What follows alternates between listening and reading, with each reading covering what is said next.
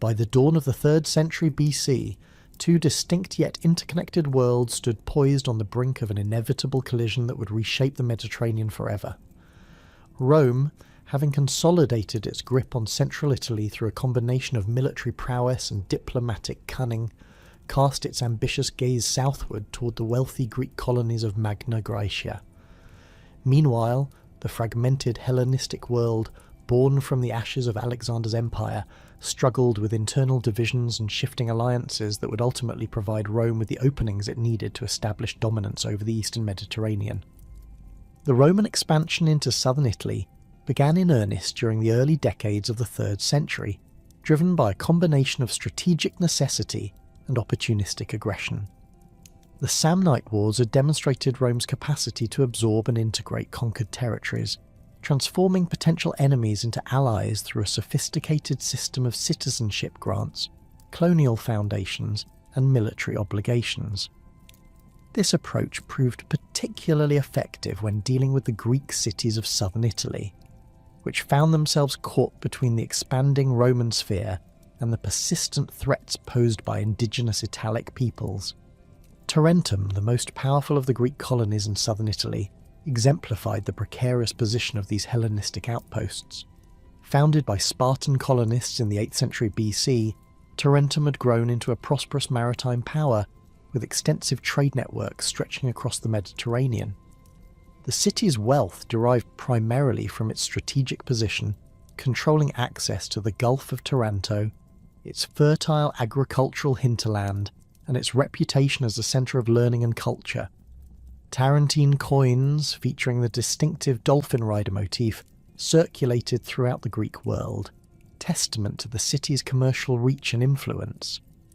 The Tarentines maintained their independence through a combination of mercenary forces, naval power, and careful diplomatic manoeuvring. Their military establishment relied heavily on hired soldiers, particularly from the warlike tribes of the Italian interior, supplemented by citizen militias trained in traditional Greek hoplite tactics. The city's harbour could accommodate substantial fleets, and Tarentine triremes regularly patrolled the waters of the Ionian Sea, protecting merchant vessels and projecting power throughout the region. However, Tarentum's position became increasingly untenable as Roman influence spread southward. The Romans had already established colonies at Venusia and Luceria, effectively controlling the major inland routes into southern Italy. More concerning still was Rome's growing naval presence, which directly challenged Tarentine maritime supremacy. The Treaty of 303 BC, which supposedly restricted Roman naval operations in the Gulf of Taranto, reflected Tarentine concerns about Roman encroachment rather than any genuine Roman acceptance of limitations on their expansion. The other Greek cities of Magna Graecia faced similar pressures. Rhegium, controlling the strategic Strait of Messina, found itself increasingly dependent on Roman protection against Bruttian raiders and Sicilian pirates.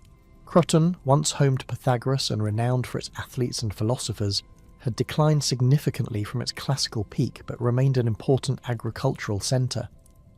Metapontum, Heraclea, and Thurii all struggled to maintain their independence while dealing with the dual pressures of Roman expansion and indigenous Italian hostility.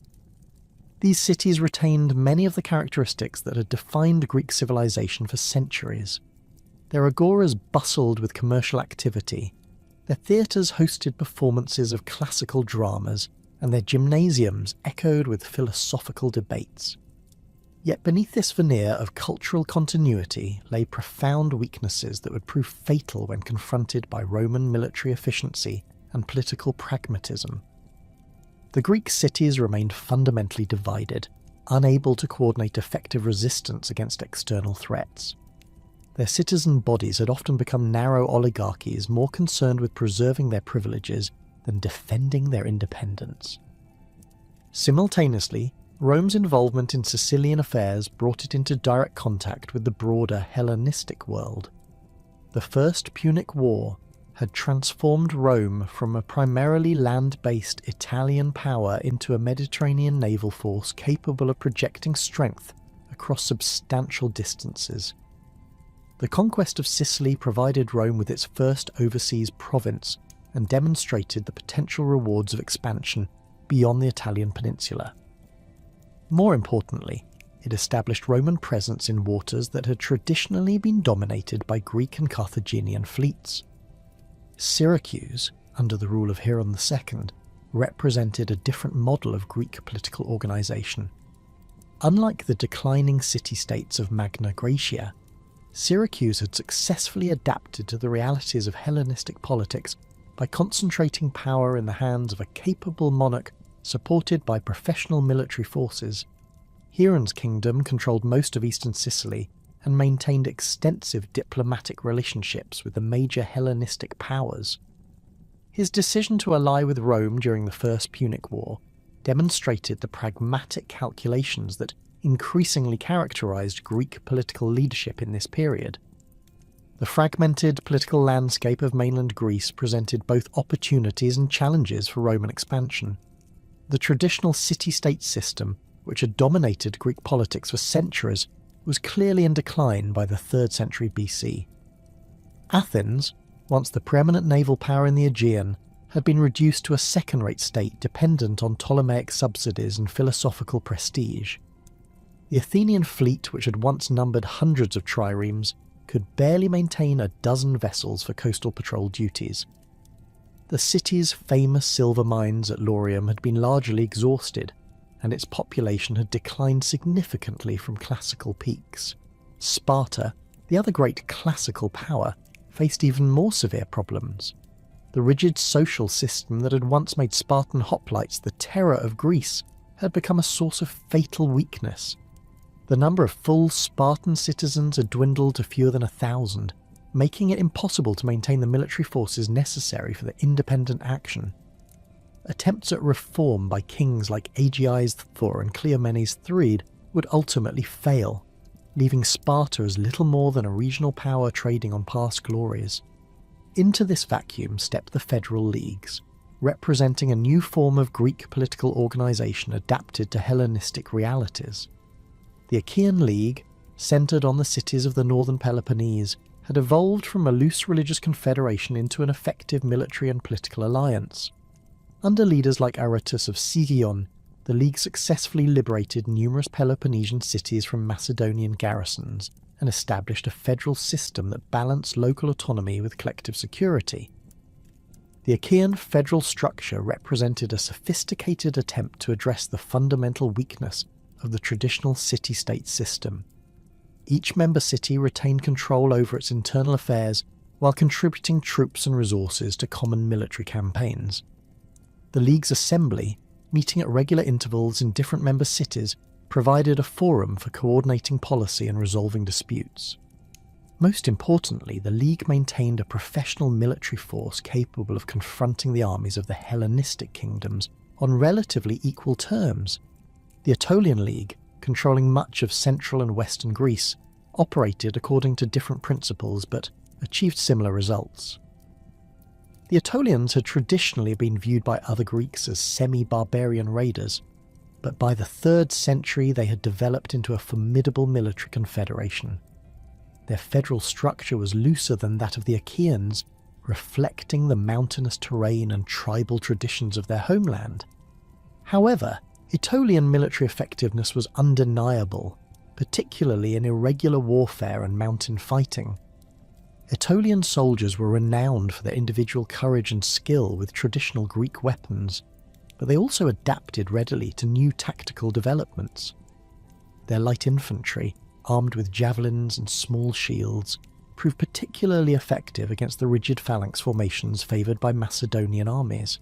The League's cavalry, drawn primarily from the plains of Thessaly after that region's incorporation, provided the mobility necessary for effective operations across the varied terrain of central Greece. The competition between these leagues reflected broader tensions within the Greek world about the proper response to Macedonian domination and the growing power of Rome. The Achaeans generally favoured accommodation with Macedonia, viewing Antigonid support as necessary for maintaining independence from more distant threats. The Aetolians, by contrast, consistently opposed Macedonian influence and actively sought external allies, including Rome, to balance Antigonid power. Macedonia itself remained the dominant military power in the Greek world, despite the challenges posed by federal leagues and external enemies. The Antigonid dynasty had successfully rebuilt Macedonian strength after the chaos following Alexander's death, establishing a kingdom that controlled not only Macedonia proper, but also significant territories in Thessaly and the Peloponnese. Macedonian garrisons in Corinth, Chalcis, and Demetrius provided the kingdom with strategic bases for projecting power throughout Greece. The Macedonian military system retained many of the innovations that had made Alexander's armies invincible. The Macedonian phalanx, armed with sarissas extending up to 18 feet in length, remained the core of Antigonid infantry forces. These pikes, when properly deployed, created a virtually impenetrable hedge of spear points that could devastate enemy formations attempting frontal assaults. Supporting the phalanx were units of hypaspists, elite infantry capable of both phalanx and more flexible tactical formations. Macedonian cavalry continued the traditions established by Alexander's companions, though the quality had undoubtedly declined from classical peaks. The hetairoi remained the elite striking force of Macedonian armies, trained from childhood in horsemanship and combat techniques. Their equipment typically included a long lance for the initial charge, a sword for close combat, and armour ranging from simple leather corselets to elaborate bronze cuirasses depending on the rider's wealth and status. The Seleucid Empire, stretching from Syria to the borders of India, represented the largest but also the most vulnerable of the Hellenistic kingdoms. Seleucus I and his successors had created an administrative system capable of governing diverse populations across vast distances, but this very diversity created constant challenges. The empire faced persistent threats from Ptolemaic Egypt in the west, Parthian expansion in the east, and internal rebellions throughout its territories. Seleucid military forces reflected the empire's multicultural character. The core of Seleucid armies consisted of Macedonian settlers and their descendants, organised in traditional phalanx formations and trained in classical Greek military techniques. These units provided the backbone for major campaigns and served as garrison forces in key cities throughout the empire. However, the Seleucids also made extensive use of local troops, including Thracian peltasts, Cretan archers, and various types of cavalry drawn from the empire's diverse populations. The Seleucid War Elephant Corps represented one of the most distinctive elements of their military system. These animals, originally acquired from Indian allies, were bred and trained at specialised facilities throughout the empire. A fully equipped war elephant carried a crew of several men armed with long spears and missile weapons, protected by armour plating covering the animal's head and flanks. In battle, elephants served both as mobile fighting platforms and as psychological weapons capable of terrifying enemy infantry and cavalry. Ptolemaic Egypt pursued different strategic priorities, focusing primarily on naval power and control of eastern Mediterranean trade routes. The Ptolemies had inherited the administrative efficiency of pharaonic Egypt while adding Greek military techniques and Hellenistic diplomatic practices. Their kingdom was perhaps the wealthiest of the successor states, drawing enormous revenues from Egyptian agriculture and international commerce. The Ptolemaic military system emphasised naval power above all else. The royal fleet, based primarily at Alexandria, included some of the largest warships ever constructed in the ancient world. Ptolemaic shipbuilders experimented with vessels carrying as many as 40 banks of oars, creating floating fortresses capable of dominating naval battles through sheer size and firepower. These ships carried substantial complements of marines, including both Greek hoplites and Egyptian infantry trained in Hellenistic tactics. The complex diplomatic relationships between these powers created a web of alliances and rivalries that would ultimately draw Rome into Greek affairs. The Syrian wars between the Ptolemies and Seleucids had raged intermittently for decades, with both sides seeking allies to tip the balance of power. Macedonia found itself increasingly isolated, facing pressure from the federal leagues in the south and growing Roman influence in the west. Roman military capabilities had evolved significantly during the conquest of Italy and the Punic Wars. The Manipular Legion represented a revolutionary departure from traditional Mediterranean military systems, emphasising flexibility and tactical adaptability over the rigid formations favoured by Greek armies. Roman legionaries were equipped as heavy infantry with large rectangular shields, short thrusting swords, and javelins for initial missile exchanges. The Manipular system divided each legion into 3 distinct lines based on age and experience. The Hastati, youngest and least experienced soldiers, formed the front line and bore the initial brunt of enemy attacks. Behind them stood the Principes, mature soldiers in their prime fighting years who provided the legion's main striking power. The Trierii, veterans armed with long spears, served as a final reserve and rallying point if the forward lines were broken. This tactical flexibility gave Roman armies significant advantages over opponents relying on single tactical systems. Against phalanx formations, Roman manipules could exploit gaps in enemy lines or attack from unexpected directions. Against less disciplined opponents, the legion's disciplined advance and coordinated missile fire could break enemy morale before hand-to-hand combat began.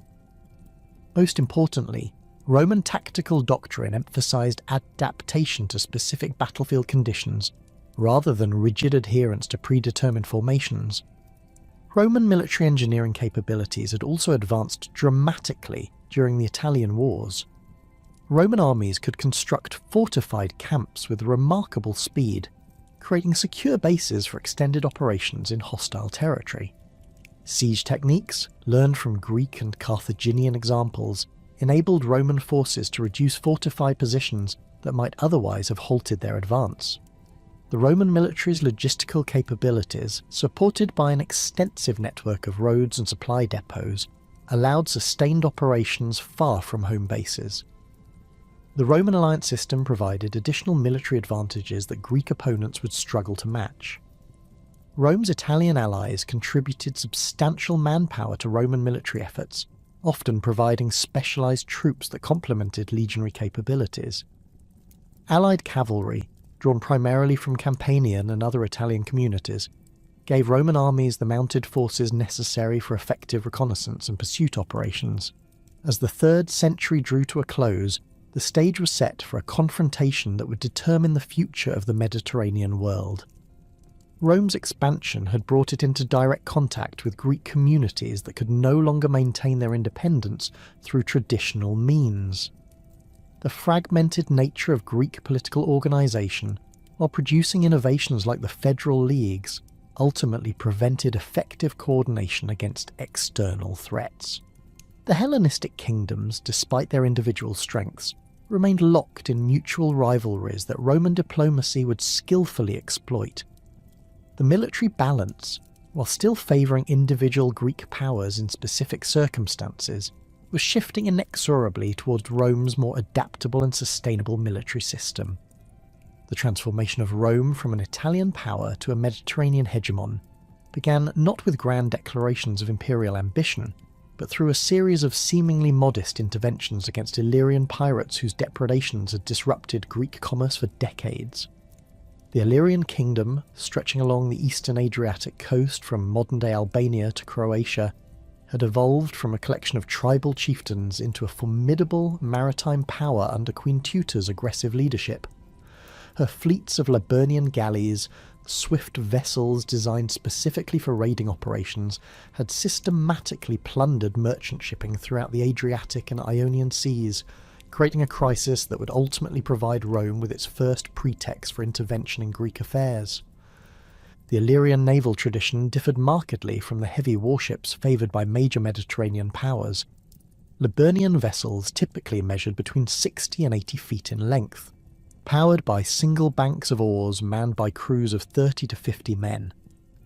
Their shallow draft allowed operations in coastal waters inaccessible to larger ships, while their speed enabled rapid strikes against merchant convoys, followed by equally swift retreats to hidden bases along the Illyrian coast. These vessels carried crews armed with javelins, short swords, and boarding axes, specialising in the capture rather than destruction of enemy ships and their valuable cargoes. Queen Teuta had inherited the Illyrian throne, around 231 BC following the death of her husband Agron, whose own reign had marked a significant expansion of Illyrian power. Under Agron's leadership, Illyrian forces had intervened successfully in Greek affairs, providing crucial support to the Achaean League against Aetolian expansion. This intervention demonstrated Illyrian military capabilities beyond mere piracy, as Agron's armies proved capable of operating effectively alongside Greek allies in conventional land warfare. His death, however, left the kingdom under the regency of Tutor, who adopted a far more aggressive policy toward all maritime traffic in Illyrian waters. The escalation of Illyrian piracy under Tutor's rule created severe problems for Greek commercial cities that depended on maritime trade for their prosperity. Merchant vessels travelling between Italy and Greece faced systematic attacks, with entire convoys disappearing into Illyrian captivity. The pirates showed particular interest in capturing skilled craftsmen, educated slaves, and wealthy passengers who could command substantial ransoms. This practice devastated the delicate commercial networks that connected Greek cities with their overseas markets and sources of essential commodities. Apollonia and Epidamnus, Greek colonies on the Illyrian coast, found themselves in particularly vulnerable positions. These cities had maintained their Greek character and commercial connections despite their location within the expanding Illyrian sphere of influence. The harbours served as important waypoints for vessels travelling between Italy and the eastern Mediterranean, making them natural targets for Tutor's aggressive policies. The Queen's forces began imposing tribute demands on these cities while simultaneously using their harbours as bases for extended piratical operations. The crisis reached its peak when Illyrian forces attacked Roman merchant vessels operating in waters that Rome considered under its protection. The Romans had developed substantial commercial interests in the Adriatic following their conquest of the Italian coast, and Roman merchants frequently travelled to Greek cities in Sicily and southern Italy. When Illyrian pirates began treating Roman ships as legitimate targets, they crossed a line that the Roman Senate could not ignore without appearing weak before both Roman citizens and potential allies. Roman diplomatic protocols required formal warnings before military action, leading to the dispatch of ambassadors to Tutor's court in 230 BC. The embassy, led by Lucius and Gaius Coruncanius, was instructed to demand cessation of attacks on Roman shipping and compensation for losses already sustained. The ambassador's reception at the Illyrian court revealed the cultural gulf between Roman diplomatic expectations and Illyrian political practices. Tutor reportedly dismissed Roman concerns with contempt, suggesting that piracy was a traditional Illyrian occupation that no foreign power had the right to regulate. The subsequent murder of one of the Roman ambassadors, allegedly on Tutor's direct orders, provided the Senate with a clear casus belli that satisfied both legal requirements and popular outrage. Roman religious law demanded divine approval for military campaigns, obtained through elaborate ceremonies involving the inspection of sacrificial animals' entrails and the formal declaration of war by the fetial priests. The assassination of an ambassador under diplomatic protection violated fundamental principles of international law recognised throughout the Mediterranean world, ensuring that Roman military action would receive widespread support from Greek cities suffering under Illyrian depredations. The Roman military response demonstrated the Republic's capacity for rapid mobilization and overseas projection of force. The Senate authorized a substantial expedition consisting of 2 full legions supported by allied Italian troops, a total force of approximately 20,000 infantry and 2,000 cavalry. More significantly, Rome assembled a fleet of 200 warships, including both Roman-built vessels and ships contributed by Italian allies with naval traditions. This fleet represented one of the largest naval forces Rome had ever deployed, reflecting the seriousness with which the Senate viewed the Illyrian threat. The Roman fleet included a mixture of vessel types adapted to different tactical requirements. Quinqueremes formed the backbone of the battle line, massive ships with 5 banks of oars carrying crews of 300 men, including 120 marines. These vessels mounted bronze-reinforced rams capable of sinking enemy ships through direct impact, while their elevated decks provided platforms for artillery engines and missile troops. Lighter triremes provided scouting capabilities and pursuit forces, their greater speed and maneuverability complementing the raw power of the heavier ships. The Roman invasion of Illyria in 229 BC proceeded with characteristic efficiency and systematic planning. The expeditionary force established its primary base on the island of Corcyra, whose Greek population welcomed Roman intervention as liberation from Illyrian oppression. The island's strategic position controlled access to the Adriatic from the south, while its harbours provided secure anchorage for the Roman fleet and supply ships. From this base, Roman forces could threaten Illyrian coastal positions while maintaining secure communications with Italy. The siege of Epidamnus marked the first major engagement of the campaign, demonstrating Roman siege techniques to Greek observers who would later face similar methods. Roman engineers constructed elaborate circumvallation work surrounding the city, preventing both escape and relief, while Roman artillery bombarded the walls with stone projectiles. The defenders, primarily Illyrian garrison troops supported by local militia, lacked the engineering expertise necessary to counter Roman siege works effectively. After several weeks of bombardment and assault, the city surrendered, its Greek population greeting the Romans as liberators. Roman treatment of captured Epidamnus established important precedents for future Greek relations. Rather than imposing harsh terms or installing Roman governors, the Romans restored the city's traditional Greek institutions while requiring only a pledge of friendship and cooperation. This approach reflected Roman understanding that successful expansion required the voluntary cooperation of local populations rather than mere military conquest. The restoration of Greek civic institutions demonstrated Roman respect for Hellenistic political traditions, encouraging other Greek cities to view Roman intervention favourably.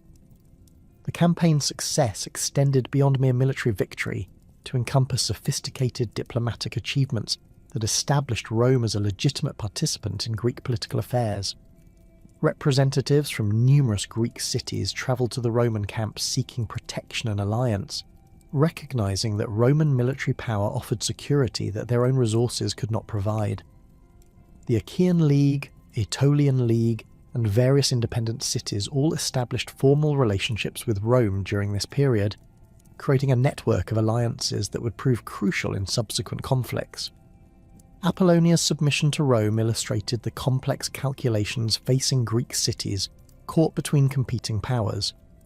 The city's leaders recognised that continued resistance would likely result in destruction, while accommodation with Rome offered prospects for renewed prosperity under Roman protection.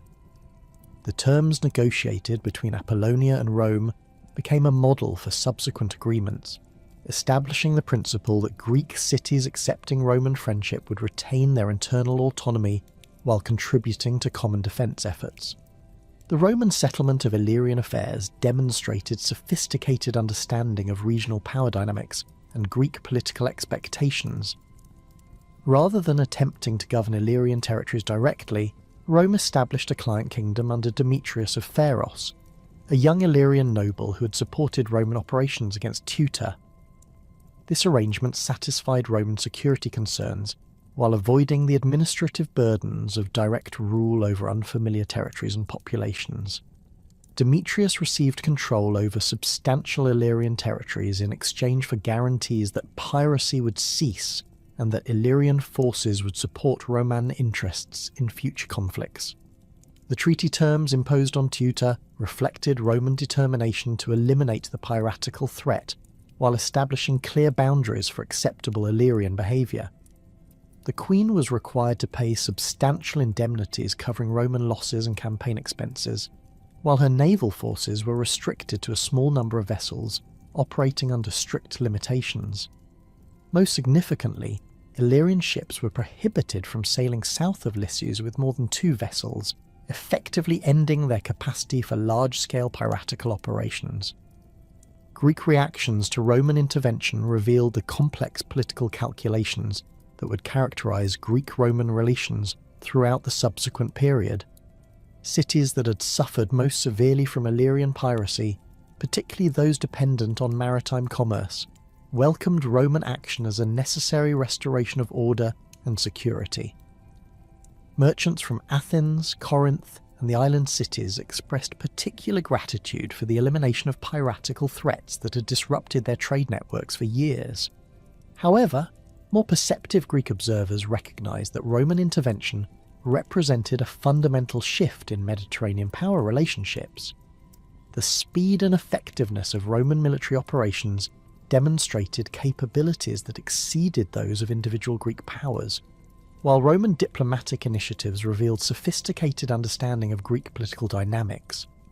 Some Greek intellectuals began questioning whether Roman protection might ultimately prove more restrictive than the threats it claimed to address.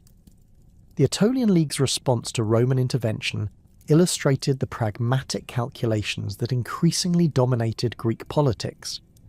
League leaders recognized that Roman military power offered opportunities to advance Aetolian interests against traditional enemies, particularly Macedonia. By establishing close relationships with Rome, the Aetolians gained access to military support that could offset Macedonian advantages in conventional warfare. This calculation would prove prescient as tensions between Rome and Macedonia continued to escalate. The Second Illyrian War emerged from the ambitious policies of Demetrius of Pharos, whose gratitude to Rome proved short-lived once he consolidated his position within the Illyrian kingdom. By 220 BC, Demetrius had begun expanding his territories beyond the boundaries established in the Roman settlement, attacking Greek cities and resuming piratical operations on a limited scale. His actions reflected both personal ambition and broader Illyrian resentment of Roman restrictions on traditional practices. Demetrius's calculation that Rome would be too preoccupied with Hannibal's invasion to respond effectively to Illyrian provocations proved fundamentally mistaken. Despite the enormous pressures created by Carthaginian operations in Italy, the Roman Senate recognized that failure to respond to Illyrian aggression would undermine Roman credibility throughout the Greek world. The decision to launch a second Illyrian expedition while simultaneously fighting for survival against Hannibal demonstrated Roman determination to maintain their position as a Mediterranean power regardless of immediate costs. The Roman response to Demetrius's provocations revealed important developments in Roman military organization and strategic thinking. Rather than assembling another massive expeditionary force, Rome dispatched a smaller but more professional army under experienced commanders who understood both Illyrian tactics and Greek political sensitivities. This force included veterans of the First Illyrian War, who possessed valuable knowledge of local conditions and established relationships with Greek allies. The campaign against Demetrius proceeded with even greater efficiency than the earlier intervention against Teucer. Roman forces systematically reduced Illyrian strongholds while coordinating with Greek allies who provided intelligence and logistical support. The siege of Demale demonstrated Roman improvements in siege warfare, as Roman engineers employed more sophisticated techniques for breaching fortified walls and neutralizing defensive positions.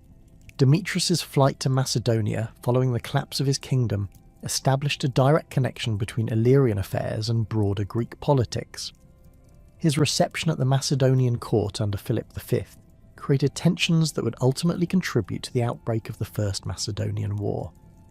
Philip's decision to shelter a Roman enemy while simultaneously negotiating with Hannibal represented a fundamental miscalculation of Roman capabilities and determination. The Roman settlement following Demetrius's defeat established more direct Roman control over Illyrian affairs while maintaining the client kingdom structure that had proved effective in the earlier intervention. The new Illyrian rulers received their positions explicitly as Roman appointees, creating a clear hierarchy of authority that eliminated ambiguities about ultimate sovereignty. This arrangement provided Rome with secure bases for future operations in the Eastern Mediterranean, while demonstrating to Greek observers the consequences of betraying Roman trust. The integration of Illyrian naval resources into Roman strategic planning marked an important development in Roman military capabilities. Illyrian expertise in coastal warfare and knowledge of Eastern Adriatic navigation provided valuable assets for future Roman operations against Macedonia and other Greek powers. The transformation of former Illyrian pirates into Roman auxiliaries illustrated Rome's pragmatic approach to militarist recruitment and its ability to convert former enemies into useful allies. Greek diplomatic responses to the Second Illyrian War revealed growing sophistication in understanding Roman political processes and military capabilities.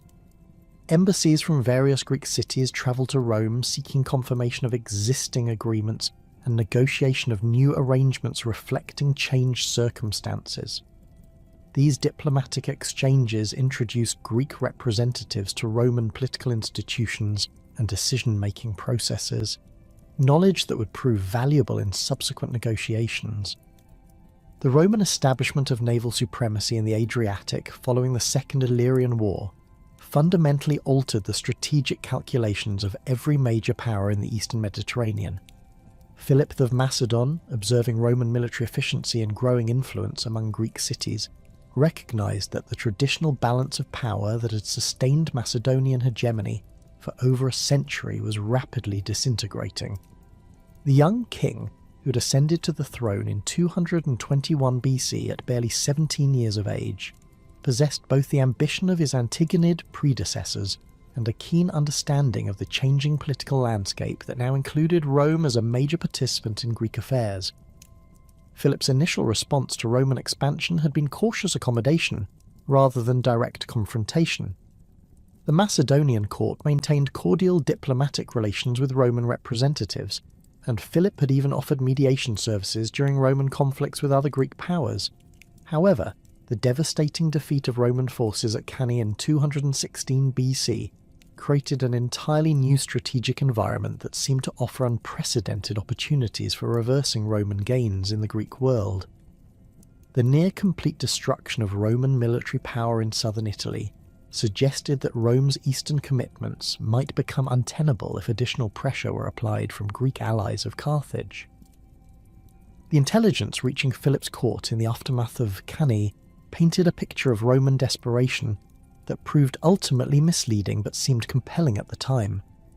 Reports described mass desertions among Roman allies, the abandonment of Roman colonies, and the virtual collapse of Roman military recruitment.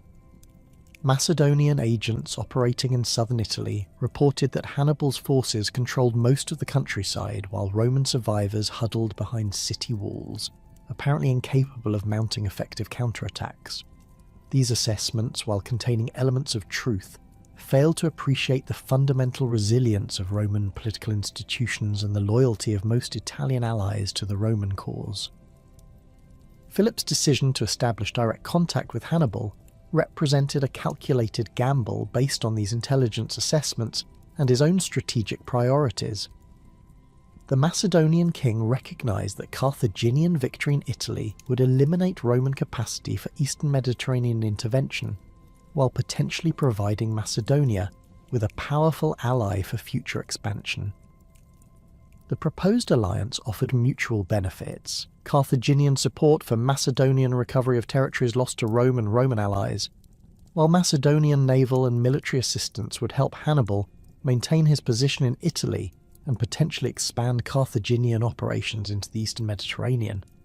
The secret negotiations between Philip and Hannibal required elaborate security measures to avoid Roman detection.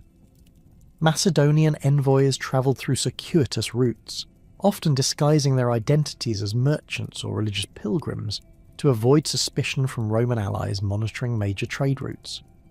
The initial contact was established through intermediaries operating from Tarentum, where Hannibal had established one of his most secure bases following his alliance with that city's anti-Roman faction. These preliminary discussions revealed substantial common ground between Macedonian and Carthaginian strategic objectives, particularly regarding the dismantlement of Roman influence in the central Mediterranean.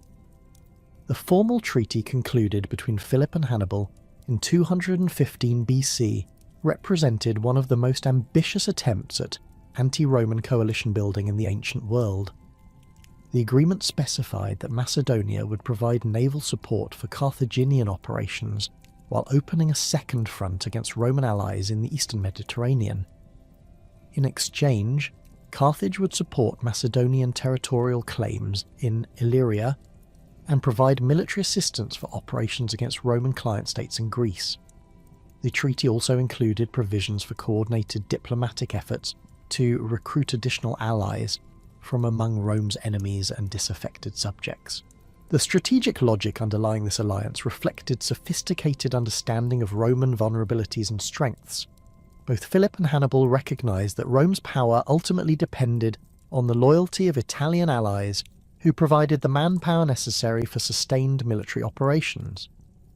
By simultaneously threatening Roman interest in multiple theatres, the Allied powers hoped to stretch Roman resources beyond their capacity for effective response.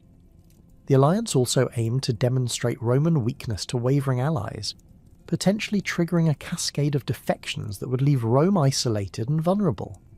However, the practical implementation of this alliance faced enormous logistical and strategic challenges that neither party had fully anticipated. The distance separating Macedonian and Carthaginian forces made coordination extremely difficult, while Roman naval power in the Adriatic complicated direct communication between the allies. More fundamentally, both Philip and Hannibal had committed their primary military resources to existing campaigns, leaving limited forces available for new operations required by their mutual assistance agreement.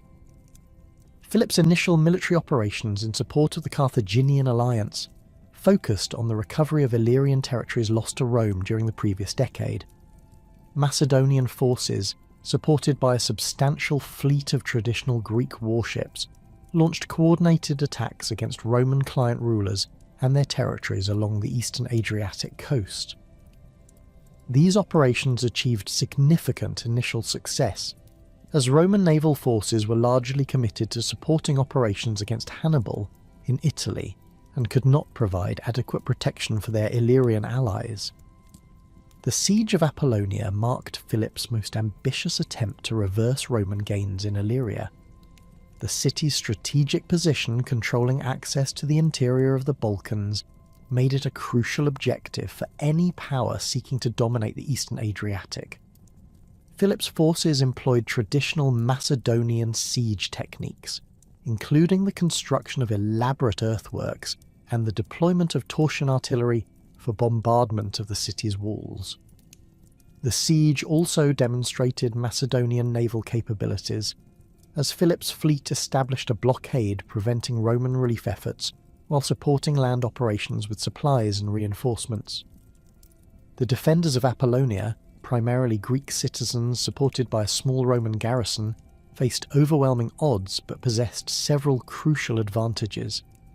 The city's fortifications had been strengthened following the earlier Illyrian Wars, incorporating lessons learned from Roman siege techniques. More importantly, the population remained largely loyal to Rome, recognizing that Roman protection had restored prosperity and security after decades of Illyrian depredations. This loyalty translated into effective resistance that prolonged the siege far beyond Philip's initial expectations. Roman response to Philip's Illyrian operations revealed both the limitations and strengths of Roman strategic planning during the Hannibalic crisis.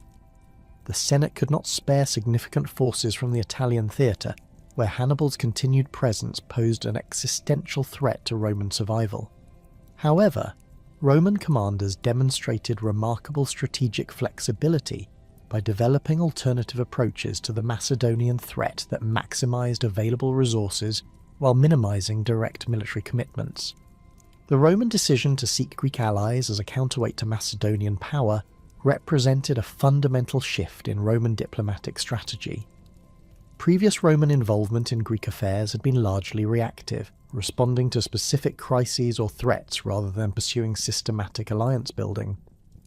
The Macedonian alliance with Hannibal forced Roman strategists to develop more sophisticated approaches to Eastern Mediterranean politics, including long-term commitments to Greek allies and direct involvement in traditional Greek interstate conflicts. The Achaean League emerged as Rome's most important potential ally in this new strategic environment. Aetolian hostility toward Macedonia had deep historical roots, stemming from territorial disputes and competing claims to leadership within the Greek world. The League's military capabilities, while insufficient to confront Macedonia independently, could provide valuable support for Roman operations while forcing Philip to divide his attention between multiple fronts. Most importantly, Aetolian knowledge of Greek political dynamics and military practices offered Roman commanders crucial intelligence about Macedonian capabilities and intentions. The negotiations between Rome and the Aetolian League revealed the complexity of Greek political calculations during this period. Aetolian leaders recognized that alliance with Rome offered opportunities to advance traditional Aetolian objectives against Macedonia, but they also understood that such an alliance would fundamentally alter the balance of power within Greece. The League's decision to ally with Rome reflected pragmatic assessments of military realities rather than any particular affection for Roman political institutions or cultural values. The formal treaty concluded between Rome and the Aetolian League in 212 BC established the framework for Roman military operations in Greece throughout the remainder of the war. The agreement specified that Rome would provide naval support and limited land forces for operations against Macedonia, while the Aetolians would contribute the bulk of the infantry and cavalry required for major campaigns. Territorial gains achieved through joint operations would be divided according to predetermined formulas, with the Aetolians receiving most conquered territories while Rome retained strategic positions necessary for future naval operations. The treaty's provisions regarding other Greek states revealed Roman understanding of the fragmented nature of Greek politics and the importance of building broad coalitions. Both Rome and the Aetolian League committed to accepting additional allies into their partnership, with specific procedures established for negotiating terms with cities and leagues seeking protection from Macedonian retaliation. These provisions proved crucial for expanding the anti-Macedonian coalition beyond its initial membership, ultimately including states as diverse as Pergamon, Sparta, and various Aegean island communities. Roman naval operations in support of the Aetolian alliance demonstrated the growing sophistication of Roman maritime warfare and strategic planning. Roman fleets operating from bases in southern Italy and Sicily could project power throughout the eastern Mediterranean, threatening Macedonian coastal positions while supporting Allied operations with supplies and reinforcements. The Roman naval presence also complicated Philip's communications with Hannibal, making coordination between the Allied powers increasingly difficult as the war progressed. The Roman fleet assigned to Greek operations included both traditional Roman vessels and ships, contributed by Italian allies with maritime traditions.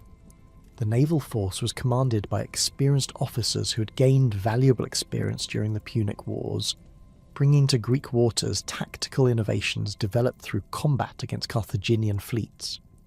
Roman naval tactics emphasized ramming attacks and boarding operations, approaches that proved effective against Macedonian ships designed primarily for coastal operations rather than major fleet engagements. Macedonian naval capabilities, while substantial by Greek standards, proved inadequate for sustained operations against Roman fleets supported by secure bases and professional crews. Philip's ships were primarily traditional Greek designs optimized for operations in the relatively calm waters of the Aegean and eastern Mediterranean. These vessels performed effectively in coastal operations and amphibious assaults, but lacked the structural strength and crew training necessary for the ramming tactics favoured by Roman naval commanders. The Battle of Chios in 201 BC illustrated the tactical superiority of Roman naval methods over traditional Greek approaches to maritime warfare. The engagement began when a combined Roman and Allied fleet encountered Philip's navy while the Macedonians were conducting operations against rebellious island cities. The Roman commanders immediately adopted aggressive tactics, using their ships' superior ramming capabilities to break through Macedonian formations, while Allied vessels provided supporting attacks against isolated enemy ships. The Macedonian response demonstrated both the strengths and limitations of traditional Greek naval tactics. Philip's ships initially maintained tight formations designed to maximize the effectiveness of their missile troops and prevent Roman ramming attacks. However, the flexibility of Roman tactical formations allowed individual Roman ships to exploit gaps in Macedonian lines while avoiding concentrated enemy fire. the battle's outcome confirmed Roman naval superiority, while demonstrating to Greek observers the effectiveness of Roman military methods. Land operations during the First Macedonian War revealed the continuing effectiveness of traditional Macedonian military systems when properly employed, while also highlighting the limitations of Greek warfare against Roman tactical innovations. Philip's armies retained the fundamental characteristics that had made Macedonian forces dominant in earlier periods. Disciplined phalanx formations supported by effective cavalry and siege equipment. However, the fragmented nature of Greek terrain and the guerrilla tactics favoured by Aetolian forces limited opportunities for the decisive battles in which Macedonian advantages would have been most apparent. The siege of Achaean demonstrated Philip's continued mastery of traditional siege warfare techniques. Macedonian engineers constructed elaborate siege works including towers, battering rams and torsion artillery designed to breach the city's fortifications. The siege also revealed Philip's understanding of psychological warfare, as Macedonian forces systematically devastated the surrounding countryside to demonstrate the consequences of resistance, while offering generous terms to cities that submitted voluntarily. Aetolian military tactics during the war reflected their people's traditional emphasis on individual courage and familiarity with local terrain. Aetolian forces excelled at ambush operations and mountain warfare, using their knowledge of central Greek geography to avoid decisive engagements while inflicting continuous losses on Macedonian forces. These tactics proved particularly effective against Macedonian supply lines, forcing Philip to commit substantial forces to protecting his communications while limiting his capacity for offensive operations. The Roman military contribution to Greek operations remained relatively modest throughout most of the war, reflecting both the demands of the Italian theatre and Roman strategic priorities. Roman forces typically consisted of single legions supported by allied Italian troops, totaling perhaps 8,000 to 10,000 men. However, the quality and tactical flexibility of Roman units provided capabilities that significantly enhanced Allied effectiveness, particularly in siege operations and conventional battles against Macedonian forces. Roman siege techniques, demonstrated during operations against various Macedonian strongholds, impressed Greek observers with their systematic efficiency and technological sophistication. Roman engineers employed standardized procedures for constructing siege works, including circumvallation lines, artillery positions, and assault towers. These methods, refined through extensive experience in Italy and Sicily, proved superior to traditional Greek approaches that relied primarily on blockade and bombardment. The gradual expansion of the anti-Macedonian coalition demonstrated the effectiveness of Roman diplomatic methods and the appeal of Roman protection for smaller Greek states. Cities and leagues throughout Greece recognized that Roman military success in Italy, despite initial setbacks, indicated superior organizational capabilities and resources. The Roman commitment to respecting local autonomy and traditional institutions, demonstrated through their treatment of Greek allies, contrasted favourably with Macedonian practices that often involved the installation of garrisons and the suppression of local political freedoms. Pergamon's entry into the Roman alliance marked a significant expansion of the coalition beyond traditional Greek boundaries. King Attalus I brought substantial military resources to the anti-Macedonian cause, including professional armies trained in Hellenistic warfare and financial resources that helped sustain extended operations. The Pergamene alliance also provided Rome with valuable intelligence about Seleucid capabilities and intentions, as Pergamon had extensive experience in conflicts with the larger Hellenistic kingdom. The participation of various Aegean islands in the Roman alliance reflected the maritime dimension of the conflict and the importance of naval power for controlling eastern Mediterranean trade routes.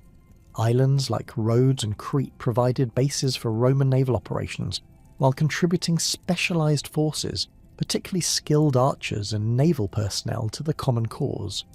These alliances demonstrated Roman understanding of the interconnected nature of Mediterranean commerce and the strategic value of controlling key maritime positions. Philip's attempts to break the Roman alliance through separate negotiations with individual members revealed both his diplomatic skills and the fundamental weakness of his strategic position. The Macedonian king offered substantial territorial concessions and commercial privileges to Aetolian and other Greek leaders, hoping to detach them from their Roman alliance. However, these efforts ultimately failed because they could not address the underlying security concerns that had driven Greek states to seek Roman protection in the first place. The Peace of Phoenice, concluded in 205 BC, reflected the military and political realities that had emerged during 9 years of intermittent warfare. Neither Rome nor Macedonia had achieved decisive military victory, but both sides recognised that continued conflict served neither party's fundamental interests. Rome's primary concern remained the ongoing struggle with Hannibal in Italy, while Philip faced growing pressure from other Hellenistic powers and internal challenges within his kingdom. The treaty's territorial provisions generally confirmed the status quo that had developed during the war, with both sides retaining most of their pre-war possessions while acknowledging spheres of influence that reflected military realities. Rome retained its Illyrian protectorates while recognising Macedonian control over most traditional Greek territories. The Achaean League and other Roman allies received guarantees of their independence and territorial integrity, establishing the principle that Rome would protect Greek states that had supported its cause. More significantly, the Peace of Phoenice established Rome's formal recognition as a legitimate participant in Greek political affairs, with rights and responsibilities equivalent to those of traditional Hellenistic powers. The treaty included Rome in the traditional Greek diplomatic system, requiring consultation on matters affecting mutual interests while establishing procedures for resolving future disputes. This recognition represented a fundamental transformation in Mediterranean power relationships, acknowledging Rome's emergence as a major Eastern Mediterranean power, despite its primary focus on Western affairs. The treaty's implications extended far beyond its immediate territorial and diplomatic provisions. Greek states throughout the Eastern Mediterranean recognized that Roman military capabilities and political determination had been tested against one of the most formidable Hellenistic powers and had proven adequate for sustained operations far from Roman home territories. This demonstration of Roman capacity for power projection fundamentally altered Greek calculations about future political alignments and security arrangements. The Peace of Phoenice had scarcely dried upon its parchment when Philip V began implementing an aggressive expansion strategy that would ultimately shatter the fragile equilibrium established by the treaty. The Macedonian king, far from viewing the peace as a permanent settlement, regarded it merely as a temporary respite that would allow him to consolidate his position before resuming his confrontation with Rome. Philip's calculations were influenced by his assessment that Roman preoccupation with Carthaginian affairs would continue for years, providing Macedonia with a crucial window of opportunity to strengthen its position in the Eastern Mediterranean before Rome could again turn its attention eastward. Philip's immediate objectives focused on the wealthy commercial centres of the Aegean Sea and the strategically vital territories of Asia Minor. The king recognised that Macedonia's traditional power base in northern Greece, while providing substantial military manpower, lacked the commercial resources necessary to compete effectively with Rome's vast Italian territories. The Aegean islands and Anatolian coastal cities offered access to lucrative trade networks that connected the Black Sea grain routes with Egyptian and Syrian markets. Control of these commercial arteries would provide Macedonia with the financial resources needed to maintain the professional armies and naval forces essential for great power status. The island of Thasos became Philip's first major target in this new phase of expansion. The island's strategic position near the mouth of the Hebrus River gave it control over Thracian gold mines and timber resources, while its harbours served as important waypoints for vessels travelling between the Aegean and Black Sea regions. Thasos had maintained nominal independence during the First Macedonian War, but its location made it vulnerable to Macedonian naval operations launched from bases in northern Greece. Philip's forces employed a combination of naval blockade and direct assault to overwhelm the island's limited defences, demonstrating the effectiveness of coordinated land and sea operations that would characterise his subsequent campaigns. The capture of Thassos provided Philip with both immediate strategic advantages and a testing ground for the military innovations he intended to employ in larger operations. The island's gold mines, while not as productive as in earlier centuries, still generated substantial revenues that helped finance Philip's expanding military establishment. More importantly, Thasos served as a forward base for operations against other Aegean targets, its harbours accommodating the specialised vessels Philip's engineers had developed for amphibious warfare. These new ship designs reflected Philip's understanding that successful operations in the island-studded Aegean required vessels capable of both naval combat and troop transport. Macedonian shipwrights had modified traditional galley designs to create hybrid vessels that retained sufficient ramming power for fleet engagements while providing space for substantial numbers of soldiers and siege equipment. The ships featured reinforced bows for beach landings, collapsible boarding ramps for rapid troop deployment, and specialised storage compartments for the artillery, pieces essential for reducing island fortifications. Philip's assault on the island of Chios revealed the sophistication of his new military methods and the growing confidence of Macedonian forces in amphibious operations. Chios occupied a crucial position controlling access to the wealthy cities of Ionia, its harbours serving as bases for the commercial fleets that transported Asian goods to Greek markets.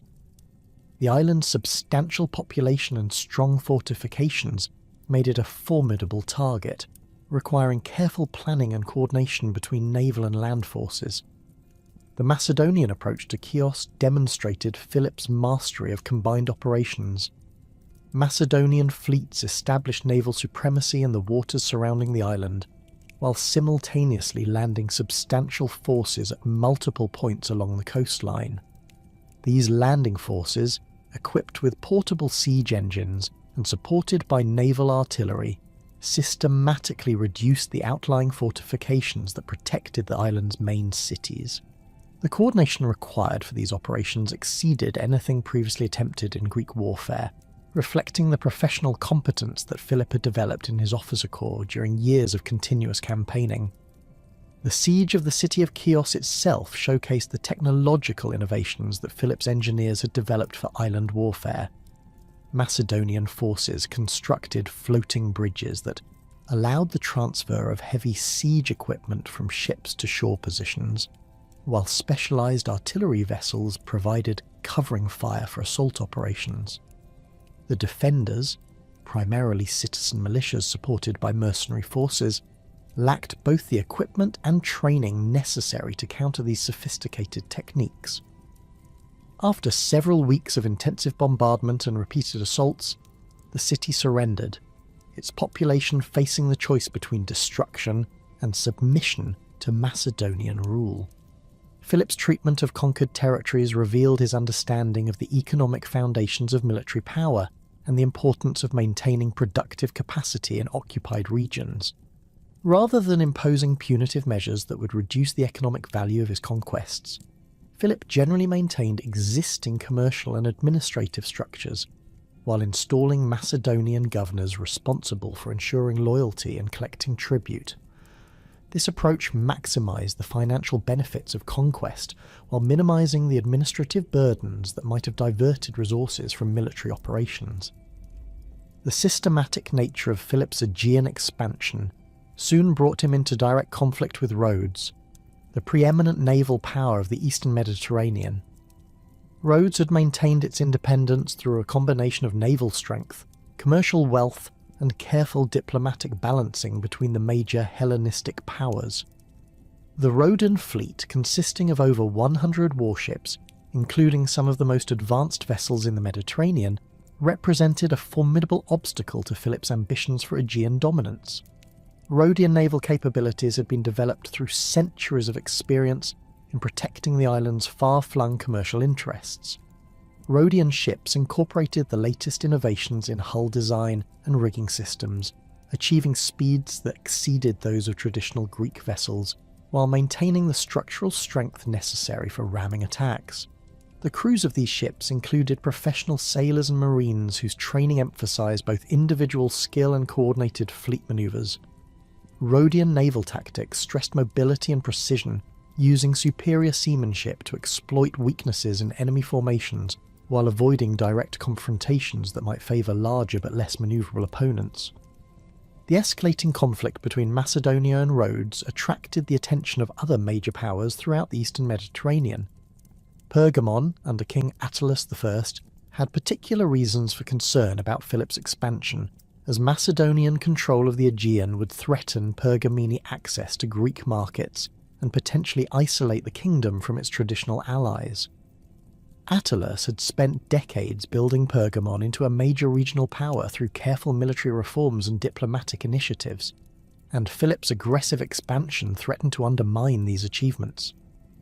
Pergamene military capabilities reflected the kingdom's position as a buffer state between the major Hellenistic powers and the tribal peoples of central Anatolia. Pergamene armies combined traditional Greek heavy infantry with specialised units adapted to local conditions, including excellent cavalry forces and skilled archers recruited from the kingdom's diverse population. The Pergamene military system emphasised flexibility and rapid response, capabilities that had proven essential for defending the kingdom's scattered territories against multiple potential enemies. The growing tension between Philip and the Pergamene-Rhodian coalition created opportunities for diplomatic initiatives that would fundamentally alter the balance of power in the eastern Mediterranean. Both Rhodes and Pergamon recognised that their individual resources, while substantial, might prove inadequate against the full weight of Macedonian military power. The solution lay in coordinated resistance that would force Philip to divide his forces while potentially attracting support from other powers concerned about Macedonian expansion. The secret negotiations between Philip V and Antiochus III of the Seleucid Empire represented one of the most audacious diplomatic initiatives of the Hellenistic period. Both kings recognised that the death of Ptolemy IV in 204 BC had created unprecedented opportunities for territorial expansion at Egyptian expense. The Ptolemaic kingdom, weakened by internal succession disputes, and the minority of the new king Ptolemy V, appeared vulnerable to coordinated attacks that could partition its territories between the two most powerful remaining Hellenistic monarchies. The proposed partition agreement reflected sophisticated understanding of both kingdoms' strategic priorities and military capabilities.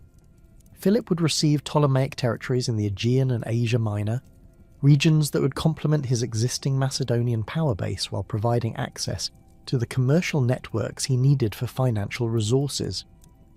Antiochus would gain control over Ptolemaic possessions in Syria and Palestine, territories that would eliminate the persistent threat to Seleucid security posed by Egyptian garrisons in these strategically vital regions.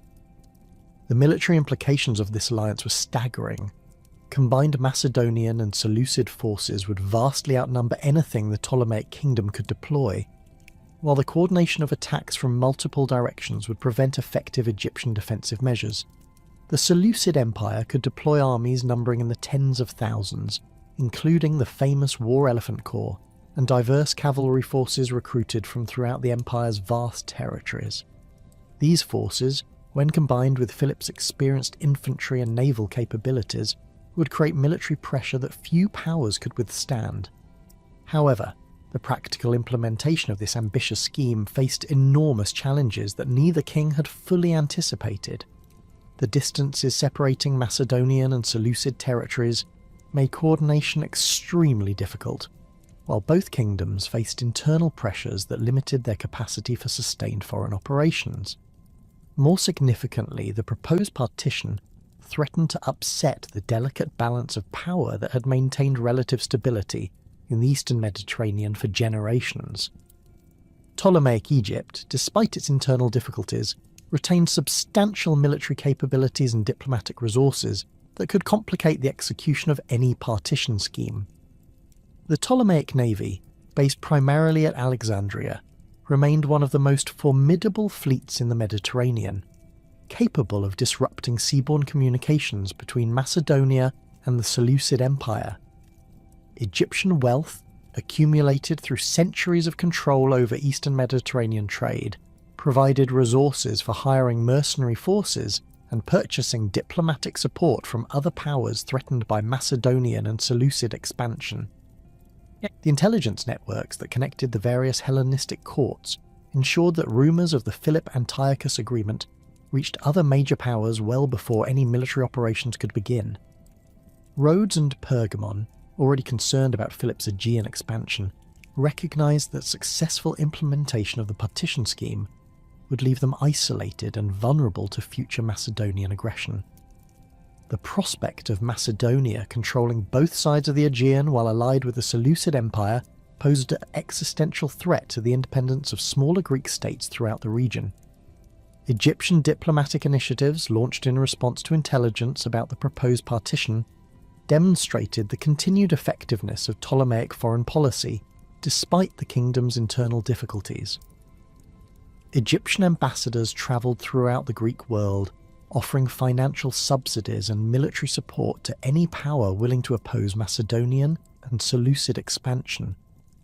These initiatives found receptive audiences among rulers who recognised that their own independence might be threatened if the partition succeeded. The developing crisis attracted the attention of Roman observers, who had maintained informal monitoring of Eastern Mediterranean affairs since the Peace of Phoenice. Roman merchants operating in Greek ports reported increasing tensions between the major powers, while Roman diplomatic representatives noted the growing frequency of appeals for support from smaller Greek states. These reports reached Rome at a time when the Republic was finally achieving decisive success against Hannibal, creating possibilities for renewed Eastern involvement that had been impossible during the darkest years of the Carthaginian War.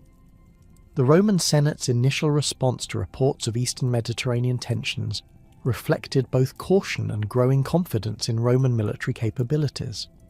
The senators recognised that premature involvement in Greek affairs might dissipate the military advantages Rome had gained through its victory over Carthage, while simultaneously understanding that successful Macedonian expansion might create future threats to Roman interests. The debate within the Senate revealed fundamental disagreements about Roman strategic priorities and the appropriate scope of Roman commitments beyond the Italian peninsula. Conservative senators, led by figures who had guided Rome through the Hannibalic crisis, argued for continued focus on consolidating Roman control over Italy and the Western Mediterranean. These voices emphasised the enormous costs of the recent war and the need for internal reconstruction before undertaking new foreign adventures. They pointed to the fragmented nature of Greek politics and the historical tendency of Greek states to shift allegiances as evidence that Roman involvement would likely prove both expensive and ultimately ineffective. More aggressive senators, many of whom had gained prominence through military service during the Carthaginian War, advocated for immediate Roman intervention to prevent the emergence of a dominant Eastern Mediterranean power that might eventually threaten Roman interests.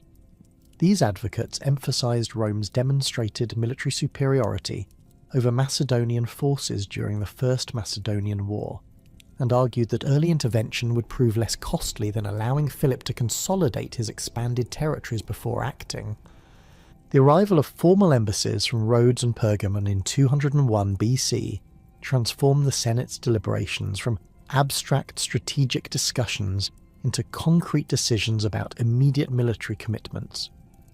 The Rhodian embassy, led by experienced diplomats familiar with Roman political processes, presented detailed intelligence about Philip's military preparations and the scope of his territorial ambitions. The Pergamene representatives provided similar information about Seleucid military activities and the coordination between the two kingdoms that threatened to overwhelm Egyptian resistance.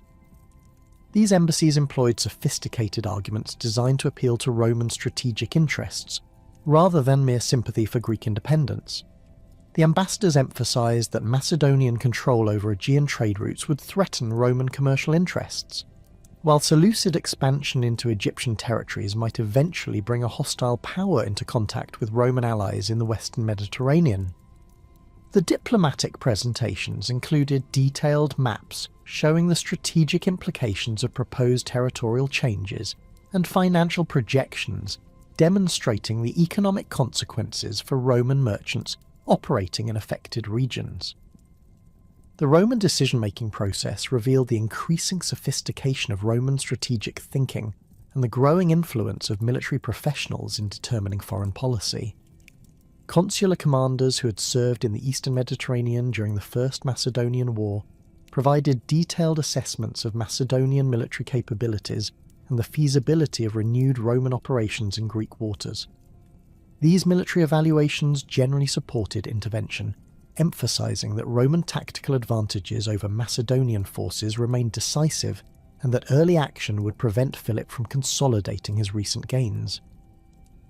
The logistical preparations for renewed Eastern Mediterranean operations demonstrated Roman organisational capabilities that had been refined through years of large-scale warfare against Carthage. Roman military planners developed detailed supply systems that could sustain substantial forces operating far from Italian bases, while Roman naval commanders prepared fleets capable of challenging Macedonian naval supremacy in the Aegean. The scale of these preparations indicated Roman determination to commit whatever resources might be necessary to achieve decisive results in the coming conflict. The recruitment of Allied forces for the projected Eastern campaign revealed both the strengths and limitations of Roman alliance systems. Italian allies who had remained loyal throughout the Hannibalic crisis were willing to contribute forces for new Roman initiatives, but many communities requested reduced obligations in recognition of their recent sacrifices. The negotiations required to secure adequate Allied support consumed valuable time and resources, while demonstrating that Roman military power ultimately depended on maintaining the voluntary cooperation of Italian communities. Roman diplomatic initiatives designed to build support among Greek states revealed growing Roman sophistication in Eastern Mediterranean politics. Roman envoys travelled throughout Greece, offering protection and alliance to cities and leagues threatened by Macedonian expansion, while gathering intelligence about local political conditions and military capabilities. These missions established the personal relationships and political understandings that would prove crucial for coordinating anti-Macedonian resistance once military operations began. The final Roman decision to intervene in the developing Eastern Mediterranean crisis reflected a combination of strategic calculation and political opportunism that would characterize Roman expansion throughout the following century. The Senate recognized that successful intervention would establish Roman dominance over the wealthy Eastern Mediterranean while eliminating potential future threats to Roman security. The timing seemed optimal, with Roman military forces at peak effectiveness following their victory over Carthage and Macedonian expansion, creating natural allies among threatened Greek states. The Roman declaration of war against Macedonia in 200 BC marked the beginning of what would prove to be the most decisive military confrontation in the history of Greek-Roman relations. Unlike the previous conflict, which had been fought while Rome struggled for survival against Hannibal, the Second Macedonian War would demonstrate the full weight of Roman military power unleashed against a Greek opponent. The Senate's decision to commit substantial forces to the Eastern Mediterranean reflected both Roman confidence in their military superiority and recognition that Philip V's aggressive expansion threatened to create a dominant Eastern power capable of challenging Roman interests across the Mediterranean. The Roman expeditionary force assembled for the Macedonian campaign represented the largest military commitment Rome had yet made to Eastern Mediterranean affairs. 2 full legions formed the core of the invasion force, supported by an equal number of allied Italian troops and substantial cavalry contingents drawn from Rome's most reliable military partners. The total strength approached 25,000 infantry and 2,000 cavalry, numbers that exceeded the forces deployed during the First Macedonian War by a substantial margin. More significantly, these troops represented the battle-hardened veterans of the Carthaginian conflict, soldiers whose experience in large-scale warfare far exceeded that of any contemporary Greek forces. The Roman fleet assigned to support land operations included over 100 warships of various classes, from massive quinqueremes capable of dominating major naval engagements to swift Liburnian galleys designed for coastal reconnaissance and amphibious operations. Roman naval commanders had learned valuable lessons from their earlier Mediterranean campaigns, developing tactics specifically adapted to the challenging conditions of Aegean warfare. The fleet's composition reflected these lessons, emphasising vessels capable of operating effectively in the confined waters between Greek islands, while maintaining the heavy firepower necessary for major fleet actions. Command of this formidable force was entrusted to Titus Quinctius Flamininus, whose appointment represented a departure from traditional Roman military leadership patterns. At 30 years of age, Flamininus was younger than most consular commanders, but his selection reflected the Senate's recognition that operations in the Greek world required not merely military competence, but also sophisticated understanding of Hellenistic political dynamics.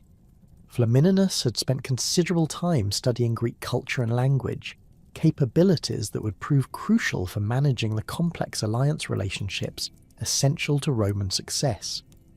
Flamininus possessed a combination of military acumen and diplomatic sophistication that made him uniquely qualified for the challenges of Greek warfare. His military training emphasised the tactical flexibility that had become the hallmark of Roman legionary combat, while his political education included extensive study of Greek political institutions and diplomatic practices. This preparation enabled Flamininus to operate effectively in the complex political environment of Hellenistic Greece, where military success required not merely defeating enemy armies, but also managing intricate networks of alliances and rivalries. The Roman strategic approach to the Macedonian conflict reflected lessons learned during the First Macedonian War about the importance of building broad coalitions among Greek states.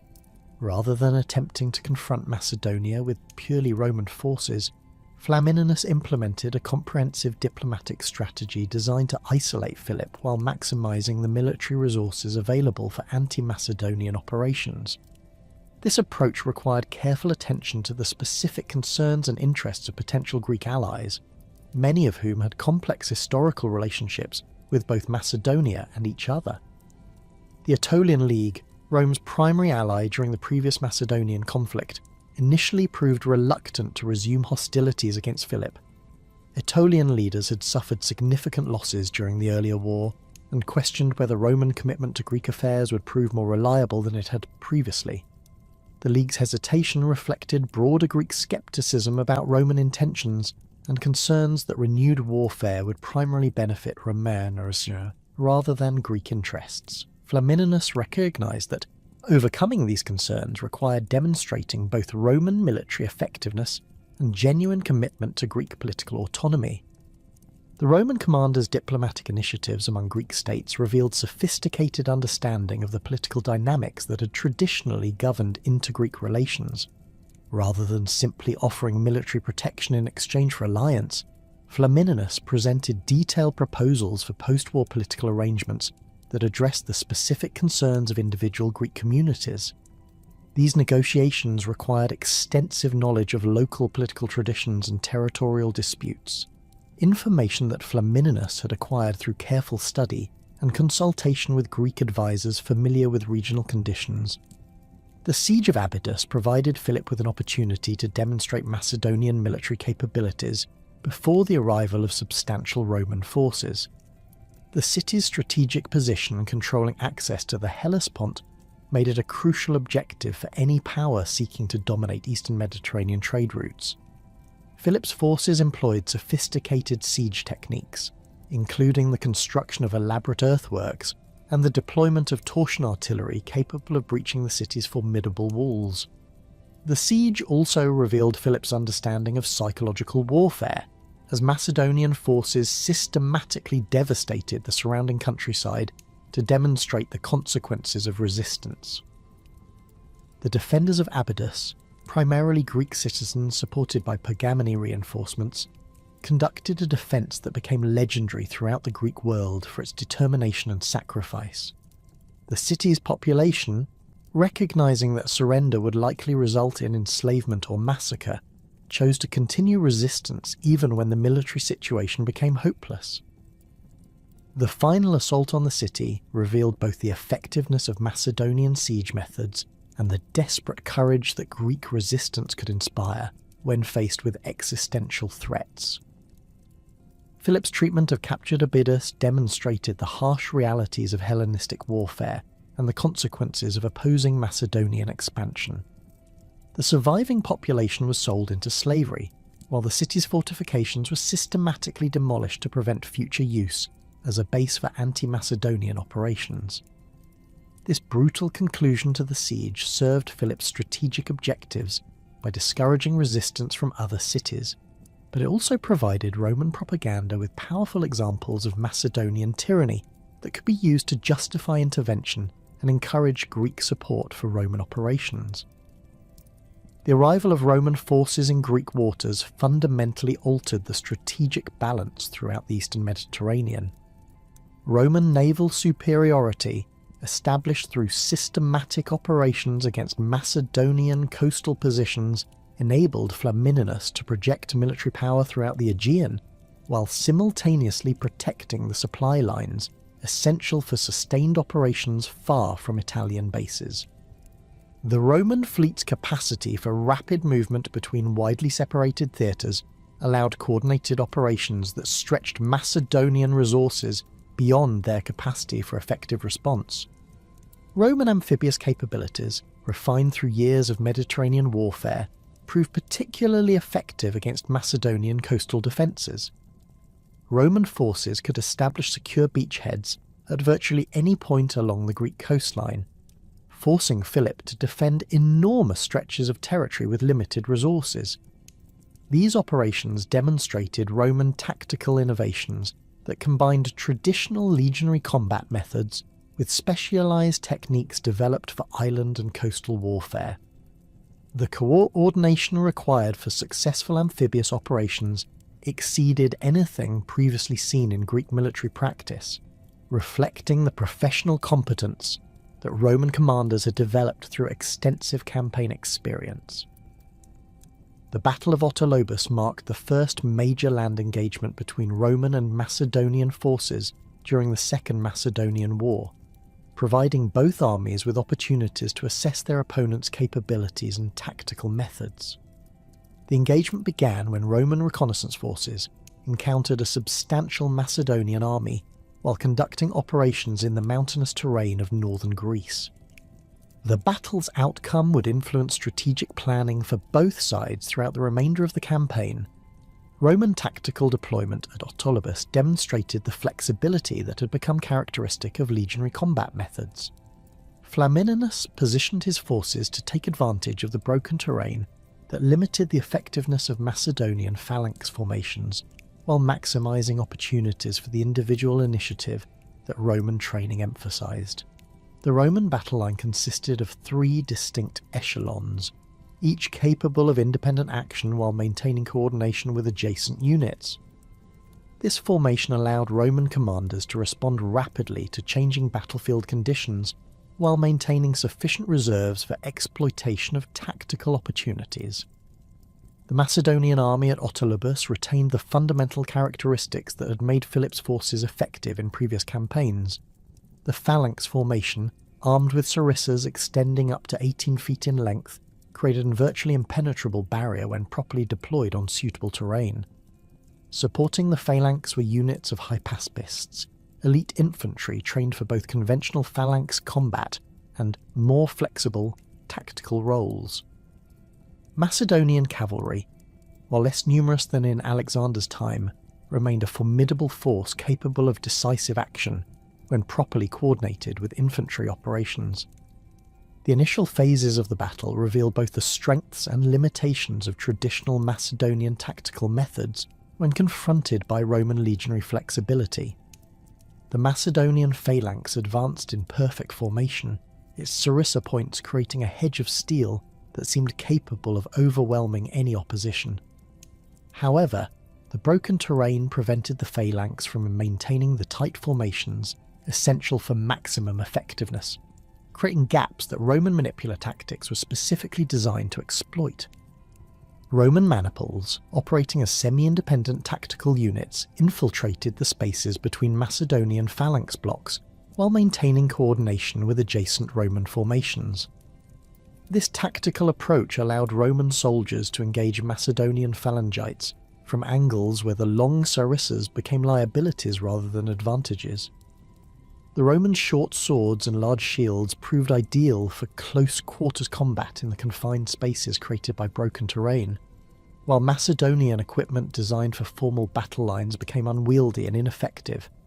The battle's climax demonstrated the decisive advantages that Roman tactical flexibility provided over rigid phalanx formations.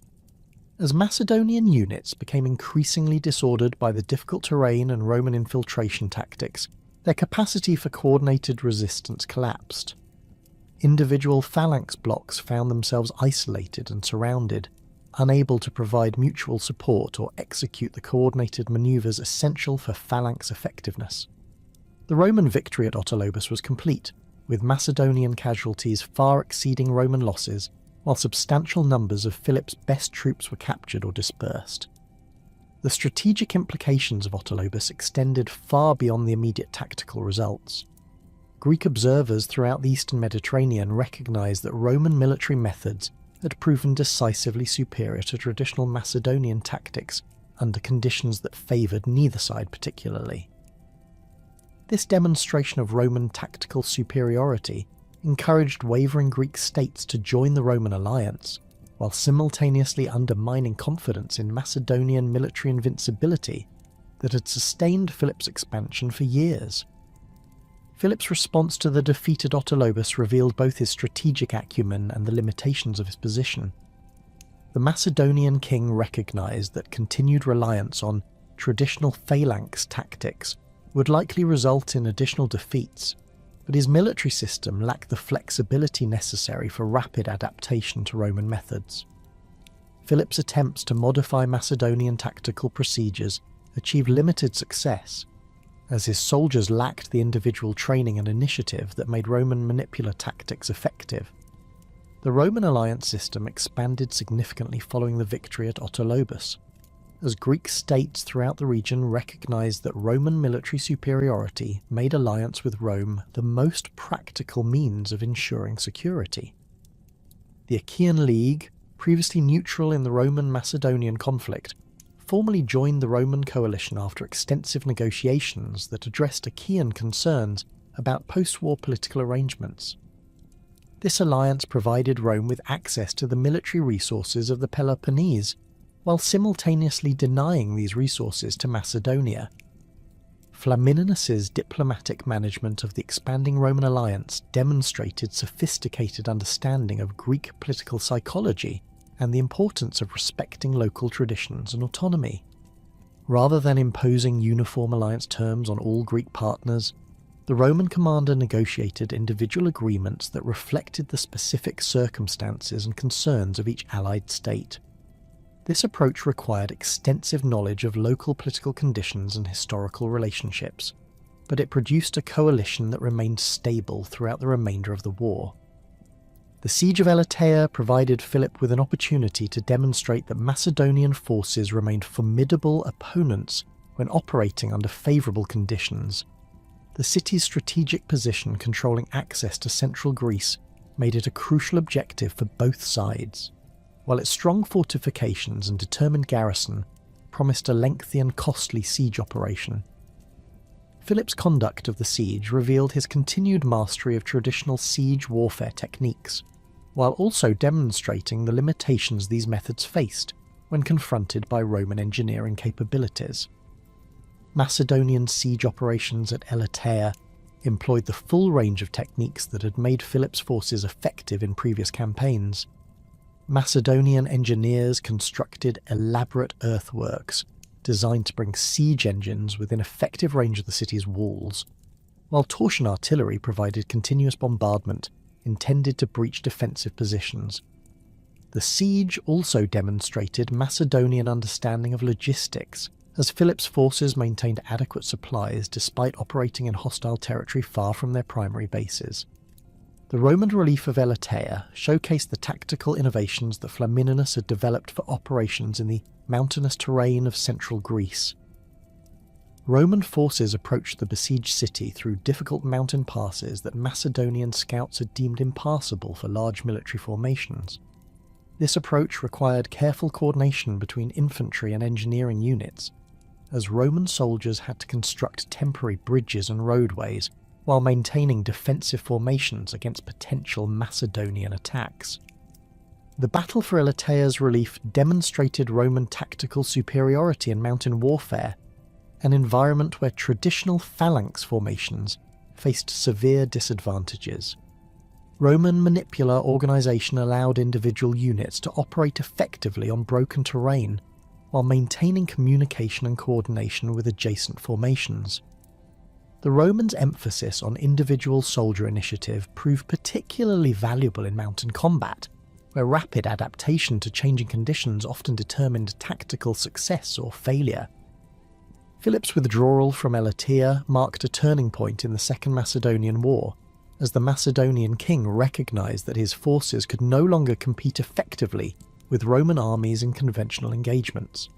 The strategic initiative passed definitively to Rome, forcing Philip into a defensive posture that limited his options for recovering the territories and prestige lost during the campaign's early phases.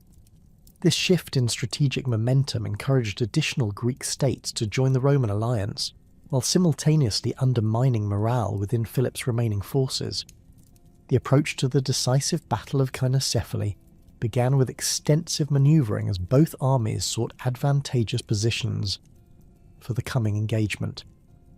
Philip recognised that his military situation was becoming desperate, with Roman forces controlling most of central Greece while his own army faced increasing supply difficulties.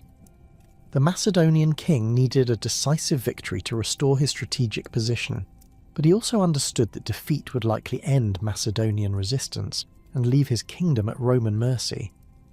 Flamininus approached the coming battle with confidence based on his army's previous successes and superior tactical flexibility. The Roman commander had carefully studied Macedonian tactical methods and believed he understood how to exploit their weaknesses while maximising Roman advantages.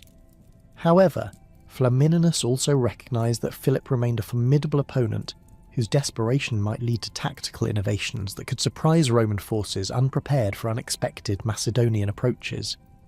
The terrain around Cynocephali, characterised by rolling hills and broken ground, favoured Roman tactical methods over traditional Macedonian phalanx formations. The irregular landscape prevented the tight formations essential for phalanx effectiveness, while providing numerous opportunities for the infiltration tactics that Roman manipular organisation made possible. Both commanders understood these terrain advantages, but Philip had little choice except to accept battle under unfavourable conditions, given his deteriorating strategic position. The Battle of Cynocephali commenced in the early morning hours with cavalry skirmishes as both armies deployed for the main engagement. Macedonian cavalry, supported by light infantry, initially achieved some success against Roman reconnaissance forces, encouraging Philip to believe that his army might overcome the tactical disadvantages imposed by the terrain. However, these preliminary successes proved misleading, as the main battle would be decided by the performance of heavy infantry formations, where Roman advantages were most pronounced. The Macedonian phalanx advanced across the broken ground with the discipline and precision that had made it famous throughout the Greek world. Despite the difficult terrain, Philip's phalangites maintained their formation while presenting a formidable array of sarissa points that seemed capable of overwhelming any opposition. The sight of the advancing phalanx, with its forest of 18-foot spears glinting in the morning sun, created a psychological impact that had broken enemy morale in countless previous battles. Roman legionaries met the Macedonian advance with the tactical flexibility that had become their trademark. Rather than attempting to match the phalanx's formal deployment, Roman manipular formations adapted to the terrain while seeking opportunities to exploit gaps in Macedonian lines. The Romans' training emphasised individual initiative and small unit coordination, capabilities that proved decisive when formal battle lines became disordered by difficult ground conditions. The battle's critical moment arrived when a portion of the Macedonian phalanx, advancing too rapidly over broken ground, became separated from adjacent formations. Roman manipular units immediately exploited this gap, infiltrating behind the isolated Macedonian bloc while maintaining pressure on its front. This tactical development demonstrated the decisive advantages of Roman flexibility over rigid phalanx formations when terrain prevented perfect coordination between adjacent units. The collapse of the separated Macedonian phalanx block created a cascade of tactical disasters throughout Philip's battle line. As Roman forces rolled up the Macedonian flank, adjacent phalanx formations found themselves attacked from unexpected directions, while their long sarissas became liabilities in close-quarters combat. The psychological impact of seeing elite phalanx units overwhelmed by Roman tactical superiority spread panic throughout the Macedonian army, leading to general collapse despite Philip's desperate attempts to rally his forces. The Roman victory at Cynocephalae was complete and decisive, with Macedonian casualties approaching 8,000 dead, while Roman losses numbered fewer than 1,000. More importantly, the battle demonstrated conclusively that Roman tactical methods were superior to traditional Greek military systems under virtually any conditions. The psychological impact of this demonstration extended throughout the Greek world, convincing remaining neutral states that accommodation with Rome offered better prospects than continued resistance. Philip's escape from the Cynocephalae battlefield with a small bodyguard marked the effective end of Macedonian resistance to Roman expansion. The king's army had been shattered beyond any possibility of rapid reconstruction, while his prestige throughout the Greek world had been irreparably damaged by the magnitude of his defeat.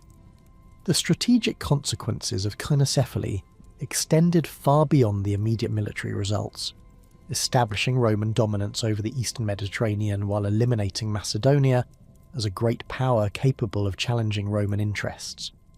Flamininus's conduct following the victory at Cynocephalae demonstrated the diplomatic skills that made him uniquely effective in managing Greek political affairs. Rather than pursuing Philip's scattered forces with the intention of capturing or destroying the Macedonian king, the Roman commander immediately began negotiations designed to establish a permanent settlement that would serve Roman interests while respecting Greek sensibilities.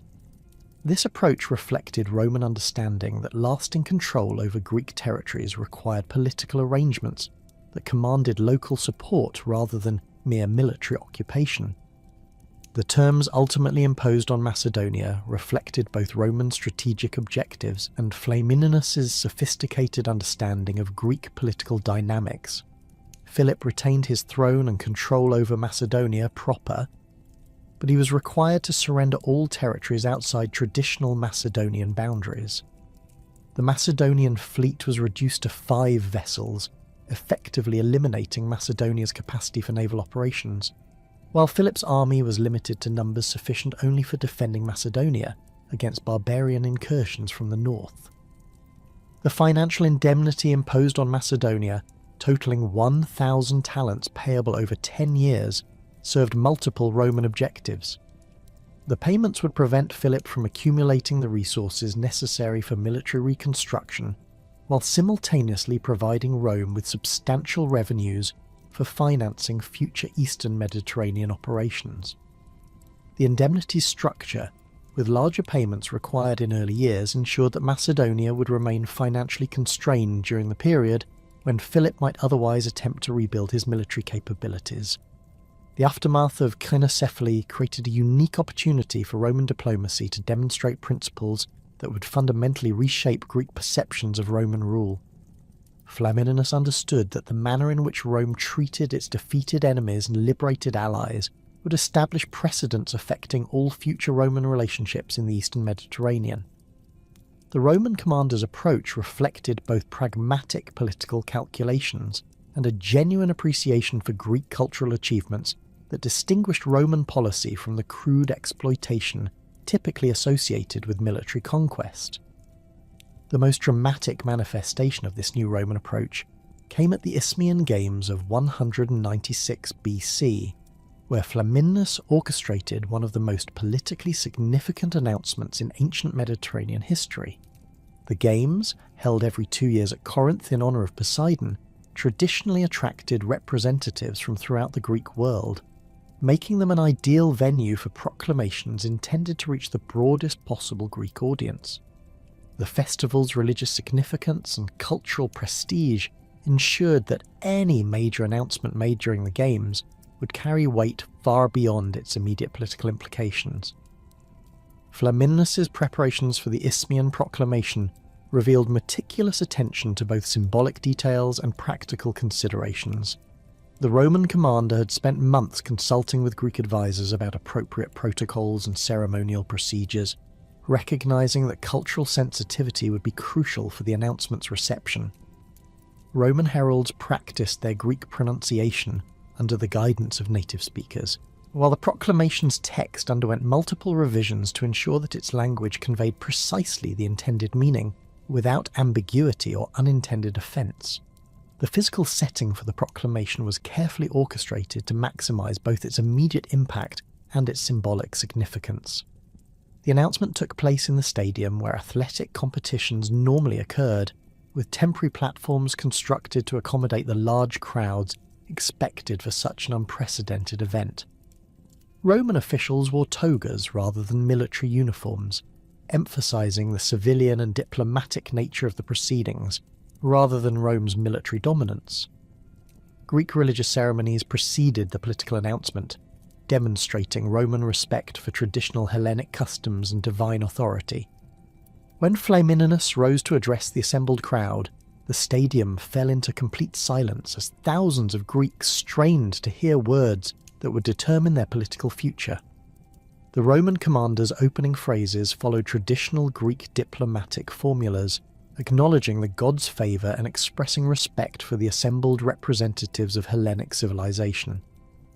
This approach immediately established a tone of mutual respect rather than victor's arrogance, setting the stage for the remarkable announcement that followed. The proclamation itself was brief but comprehensive in its implications. The Roman Senate and Titus Quinctius Flamininus, proconsul, having conquered King Philip and the Macedonians, declare free without garrison, without tribute, governed by their ancestral laws, the Corinthians, Phocians, Locrians, Euboeans, Theotic Achaeans, Magnesians, Thessalians, and Perebians. The careful enumeration of specific peoples and territories demonstrated Roman attention to local political sensitivities, while the explicit guarantees regarding garrisons, tribute, and traditional governance addressed the primary concerns that had historically made Greeks suspicious of foreign protection. The immediate reaction to Flamininus's proclamation exceeded even Roman expectations for its emotional intensity and political significance. The assembled crowd erupted in sustained cheering that reportedly continued for so long that birds flying overhead fell stunned by the noise. Greeks embraced Roman officials and each other in scenes of jubilation that reflected both relief at their liberation from Macedonian domination and amazement at Roman magnanimity. Many observers later described the moment as the most joyful in Greek history since the victories over Persian invasion 2.5 centuries earlier. The political implications of the proclamation extended far beyond its immediate emotional impact. Flamininus had effectively announced that Rome intended to withdraw from direct involvement in Greek internal affairs while maintaining ultimate responsibility for preventing the emergence of any power capable of threatening Greek independence. This approach represented a sophisticated compromise between Roman security interests and Greek desires for autonomy, creating a framework that could accommodate both parties' fundamental concerns while avoiding the administrative burdens of direct rule. However, the reality behind Roman liberation proved considerably more complex than the proclamation's straightforward language suggested. While Rome indeed refrained from installing permanent garrisons or imposing regular tribute payments, Roman influence permeated Greek political life through subtler but equally effective mechanisms. Roman diplomatic representatives maintained regular contact with Greek political leaders, offering advice and expressing preferences that carried the implicit weight of Roman military power. Greek cities found themselves consulting Roman officials on major policy decisions, not from legal obligation but from practical recognition that Roman approval facilitated successful implementation of local initiatives.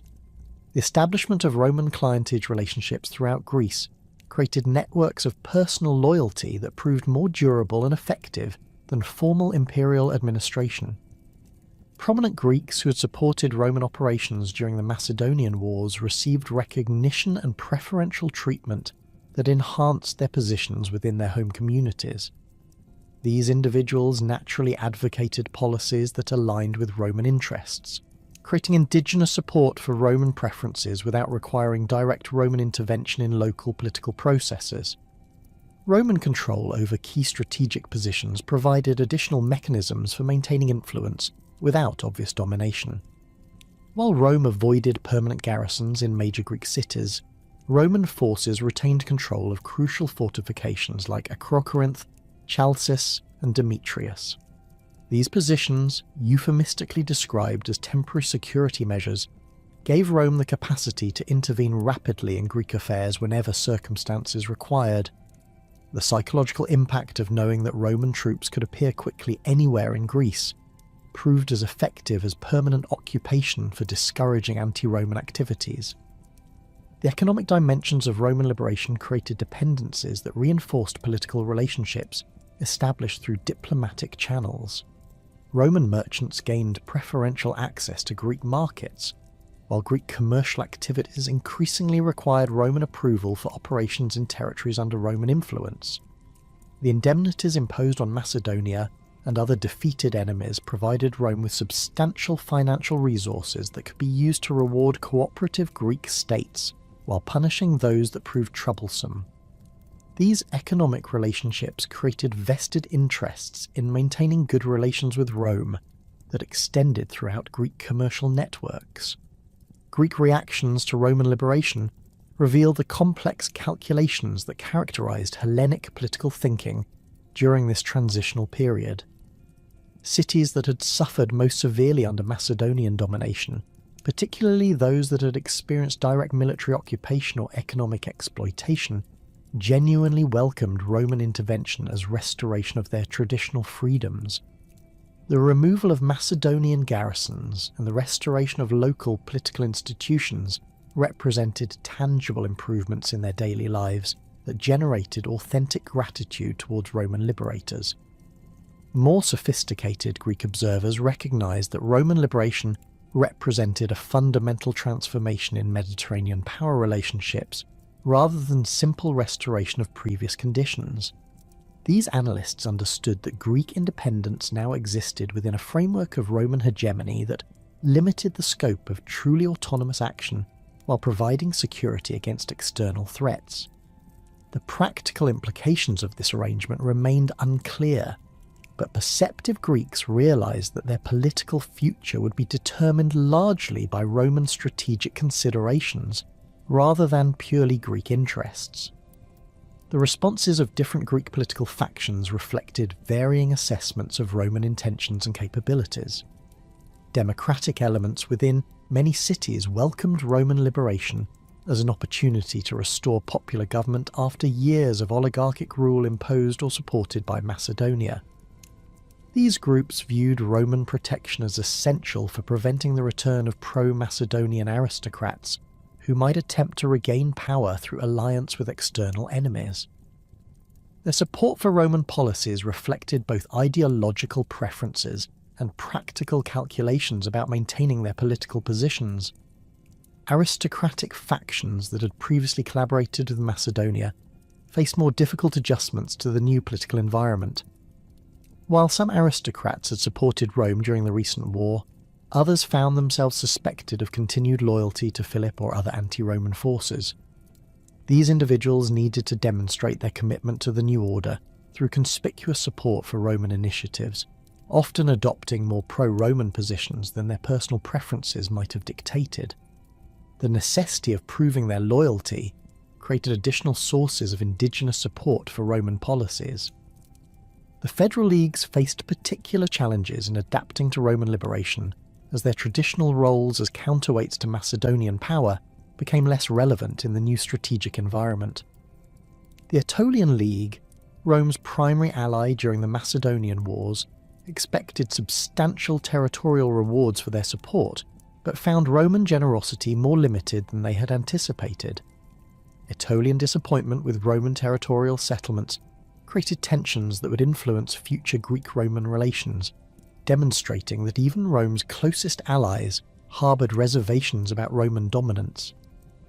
The Achaean League's evolution under Roman protection illustrated both the opportunities and limitations that liberation created for Greek federal institutions. The League maintained its internal organisation and continued to play important roles in Peloponnesian politics, but its external policies required careful coordination with Roman preferences. Achaean leaders learned to frame their initiatives in terms of broader Greek interests, while ensuring that their proposals aligned with Roman strategic objectives. This approach allowed the League to maintain significant autonomy while avoiding conflicts that might have provoked Roman intervention. Individual Greek cities developed various strategies for maximising their benefits from Roman protection while minimising constraints on their traditional autonomy. Some communities emphasised their historical contributions to Greek culture and their continued importance as centres of learning and artistic achievement. These appeals to Roman appreciation for Greek intellectual accomplishments often proved effective, as many Roman leaders genuinely admired Greek cultural achievements and wished to be seen as protectors rather than destroyers of Hellenic civilization. Other cities stressed their strategic value as commercial centres or military bases, arguing that their prosperity and security served Roman interests as well as their own. This approach required careful analysis of Roman strategic priorities and skillful presentation of local interests as components of broader Roman objectives. Cities that successfully employed this strategy often received preferential treatment in territorial disputes or commercial arrangements, demonstrating that Roman liberation could provide genuine advantages for communities that understood how to work within the new system. The Roman evacuation of Greece in 194 BC represented the most visible demonstration of Roman commitment to the principles announced at the Isthmian Games. Flamininus's withdrawal of Roman legions from Greek territories fulfilled the explicit promises made in the Liberation Proclamation, while simultaneously testing whether the political arrangements established during the occupation could maintain stability without direct Roman military presence. The evacuation's success or failure would determine whether Roman liberation represented a genuine alternative to traditional imperial domination or merely a more sophisticated form of control. The practical arrangements for Roman withdrawal required extensive coordination between Roman officials and Greek authorities to ensure smooth transitions of administrative responsibility. Roman commanders transferred control of strategic positions to carefully selected Greek officials whose loyalty and competence had been demonstrated during the occupation period. These individuals received detailed instructions about maintaining security arrangements and communication procedures that would allow rapid Roman response to any serious threats to Greek independence. Roman intelligence networks established during the occupation continued operating after the military withdrawal, providing Rome with detailed information about political developments throughout Greece. These networks included both formal diplomatic channels and informal relationships with Greek leaders who maintained regular correspondence with Roman officials. The intelligence gathered through these sources allowed Rome to monitor potential threats to Greek stability, while identifying opportunities for advancing Roman interests through diplomatic rather than military means. The financial arrangements accompanying Roman withdrawal created additional mechanisms for maintaining Roman influence without permanent military presence. Roman loans and commercial agreements provided Greek cities with resources for reconstruction and development, while creating economic relationships that reinforced political dependencies. Greek communities that received Roman financial support found themselves naturally inclined to consult Roman officials about major policy decisions, recognizing that Roman approval facilitated access to additional resources when needed. The success of Roman evacuation in maintaining Greek stability while preserving Roman influence demonstrated the effectiveness of the political system that Flamininus had created. Greek cities continued to govern themselves according to traditional institutions and practices, but their external policies reflected careful attention to Roman preferences and strategic objectives. This arrangement satisfied Greek desires for autonomy while serving Roman security interests, creating a framework that would influence Roman imperial policy throughout the Mediterranean world for generations to come. The Roman withdrawal from Greece in 194 BC created a power vacuum that Antiochus III of the Seleucid Empire viewed as an unprecedented opportunity to restore his dynasty's ancient claims to dominance over the eastern Mediterranean. The Great King, as he styled himself in emulation of his Persian predecessors, had spent the previous decade consolidating Seleucid power across Asia Minor and establishing his reputation as the most formidable military commander of his generation. His successful campaigns against Parthian rebels, Egyptian garrisons, and various Anatolian kingdoms had demonstrated both his personal capabilities and the continued effectiveness of Hellenistic military methods when properly applied. The apparent Roman abandonment of Greek affairs suggested that the moment had arrived for a decisive reassertion of Seleucid authority over territories that had once acknowledged Seleucid suzerainty. Antiochus's strategic calculations were influenced by intelligence reports suggesting widespread Greek dissatisfaction with the political arrangements established following Roman victory over Macedonia. Seleucid agents operating throughout Greece reported growing tensions between different Greek factions, particularly regarding territorial settlements that had failed to satisfy various competing claims. The Achaean League, Rome's primary ally during the Macedonian Wars, had received far fewer territorial rewards than their leaders had expected, creating resentment that Seleucid diplomats believed could be exploited to build anti-Roman coalitions. Similar discontent existed among various Greek cities that had supported Rome, but found themselves subordinated to federal leagues or rival communities in post-war political arrangements. The Aetolian leadership's receptiveness to Seleucid overtures reflected both their disappointment with Roman territorial settlements and their traditional opportunism in seeking external allies against stronger Greek powers. Aetolian representatives had travelled to Antiochus's court in Antioch during 193 BC, ostensibly as part of routine diplomatic exchanges, but actually to explore possibilities for military cooperation against Roman influence in Greece. These negotiations reveal that Aetolian leaders retained substantial military capabilities and intimate knowledge of Greek political dynamics that could prove invaluable for any power seeking to challenge Roman hegemony in the region. The Aetolian military establishment, while reduced from its peak strength during the Macedonian Wars, remained a formidable force capable of rapid mobilization and effective operations in the mountainous terrain of central Greece. Aetolian forces specialized in irregular warfare tactics that had proven highly effective against conventional armies, including the hit-and-run attacks and mountain ambushes that had frustrated Macedonian operations for decades. Their intimate familiarity with Greek geography and political conditions made them ideal partners for any external power lacking detailed knowledge of local circumstances. Antiochus's decision to accept Aetolian alliance proposals reflected his assessment that Greek military support would be essential for successful operations against potential Roman intervention.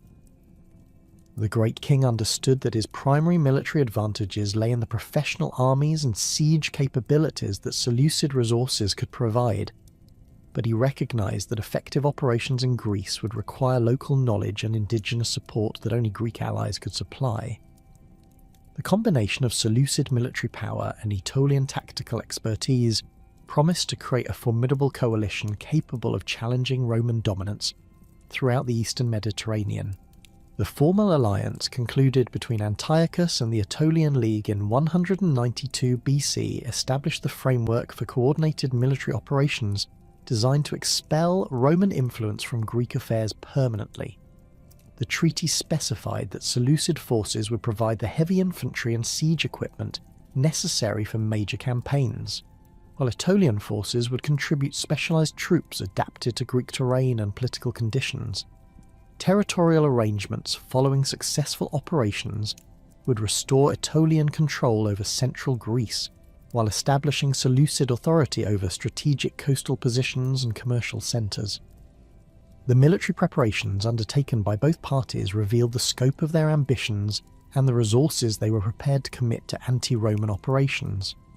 Antiochus assembled a substantial expeditionary force at Ephesus, including elite units drawn from throughout the Seleucid Empire and equipped with the most advanced weapons available to Hellenistic armies.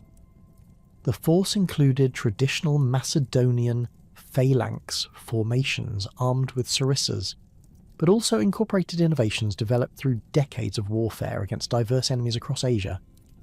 Seleucid cavalry units represented some of the finest mounted troops in the Mediterranean world, while the famous War Elephant Corps provided both tactical capabilities and psychological impact that no contemporary enemy could match.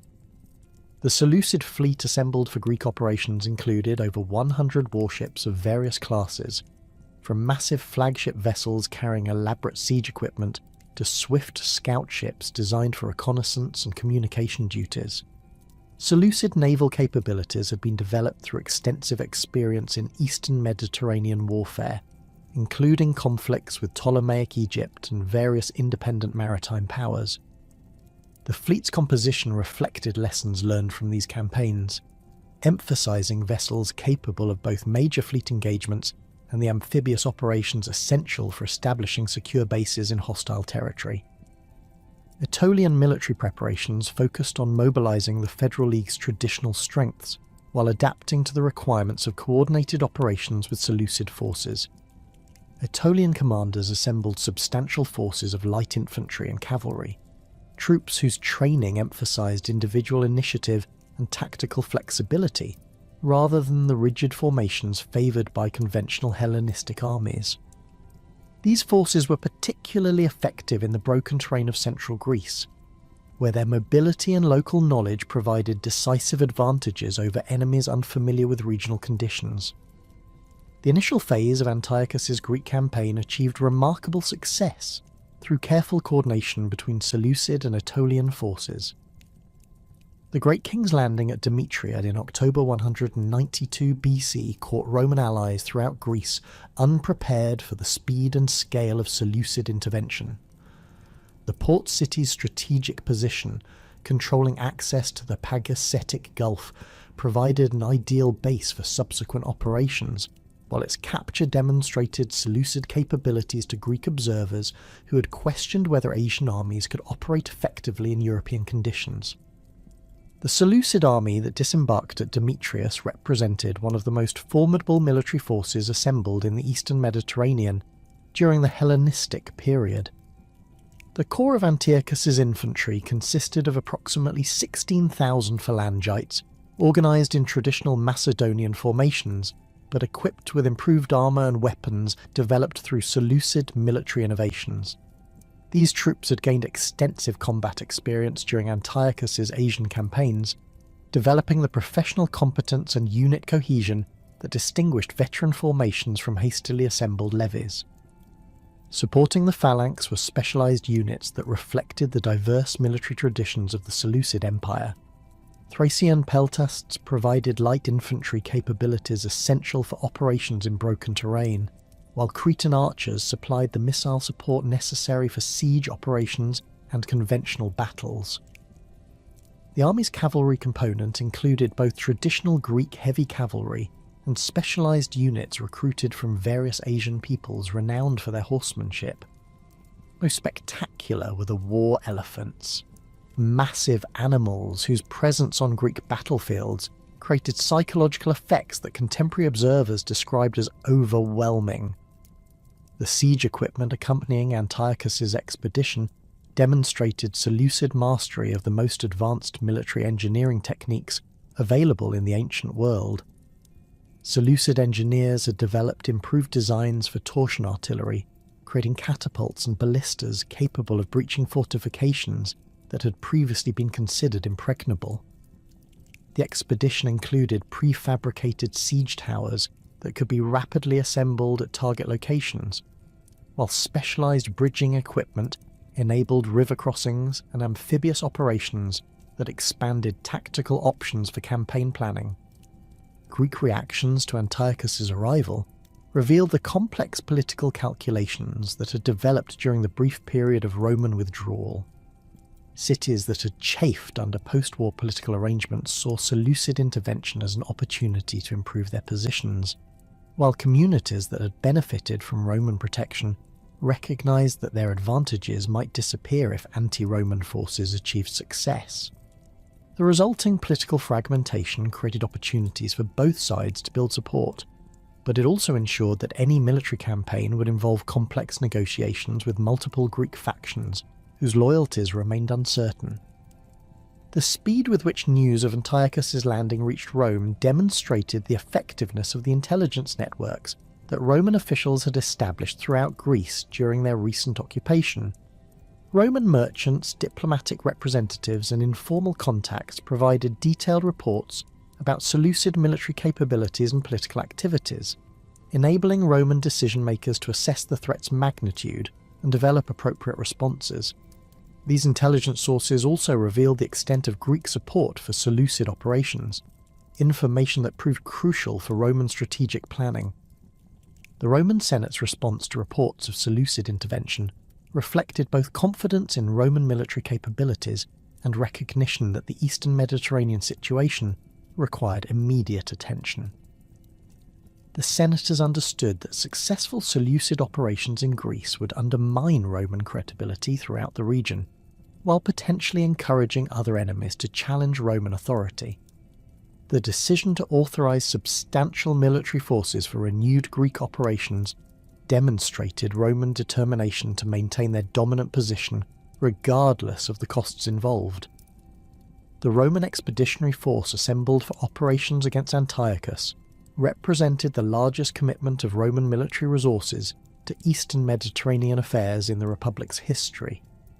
2 full legions formed the core of the invasion force, supported by an equal number of allied Italian troops and substantial auxiliary units contributed by Greek allies who'd remained loyal to Rome. The total strength exceeded 30,000 infantry and 3,000 cavalry, numbers that reflected both the seriousness of the Seleucid threat and Roman confidence in their ability to project military power across vast distances. Command of this formidable force was entrusted to Manius Acilius Glabrio, a consul whose military experience included successful campaigns in both Italy and Sicily. Glabrio's appointment reflected the Senate's assessment that operations against Antiochus would require conventional military skills rather than the diplomatic sophistication that had made Flamininus effective in earlier Greek campaigns.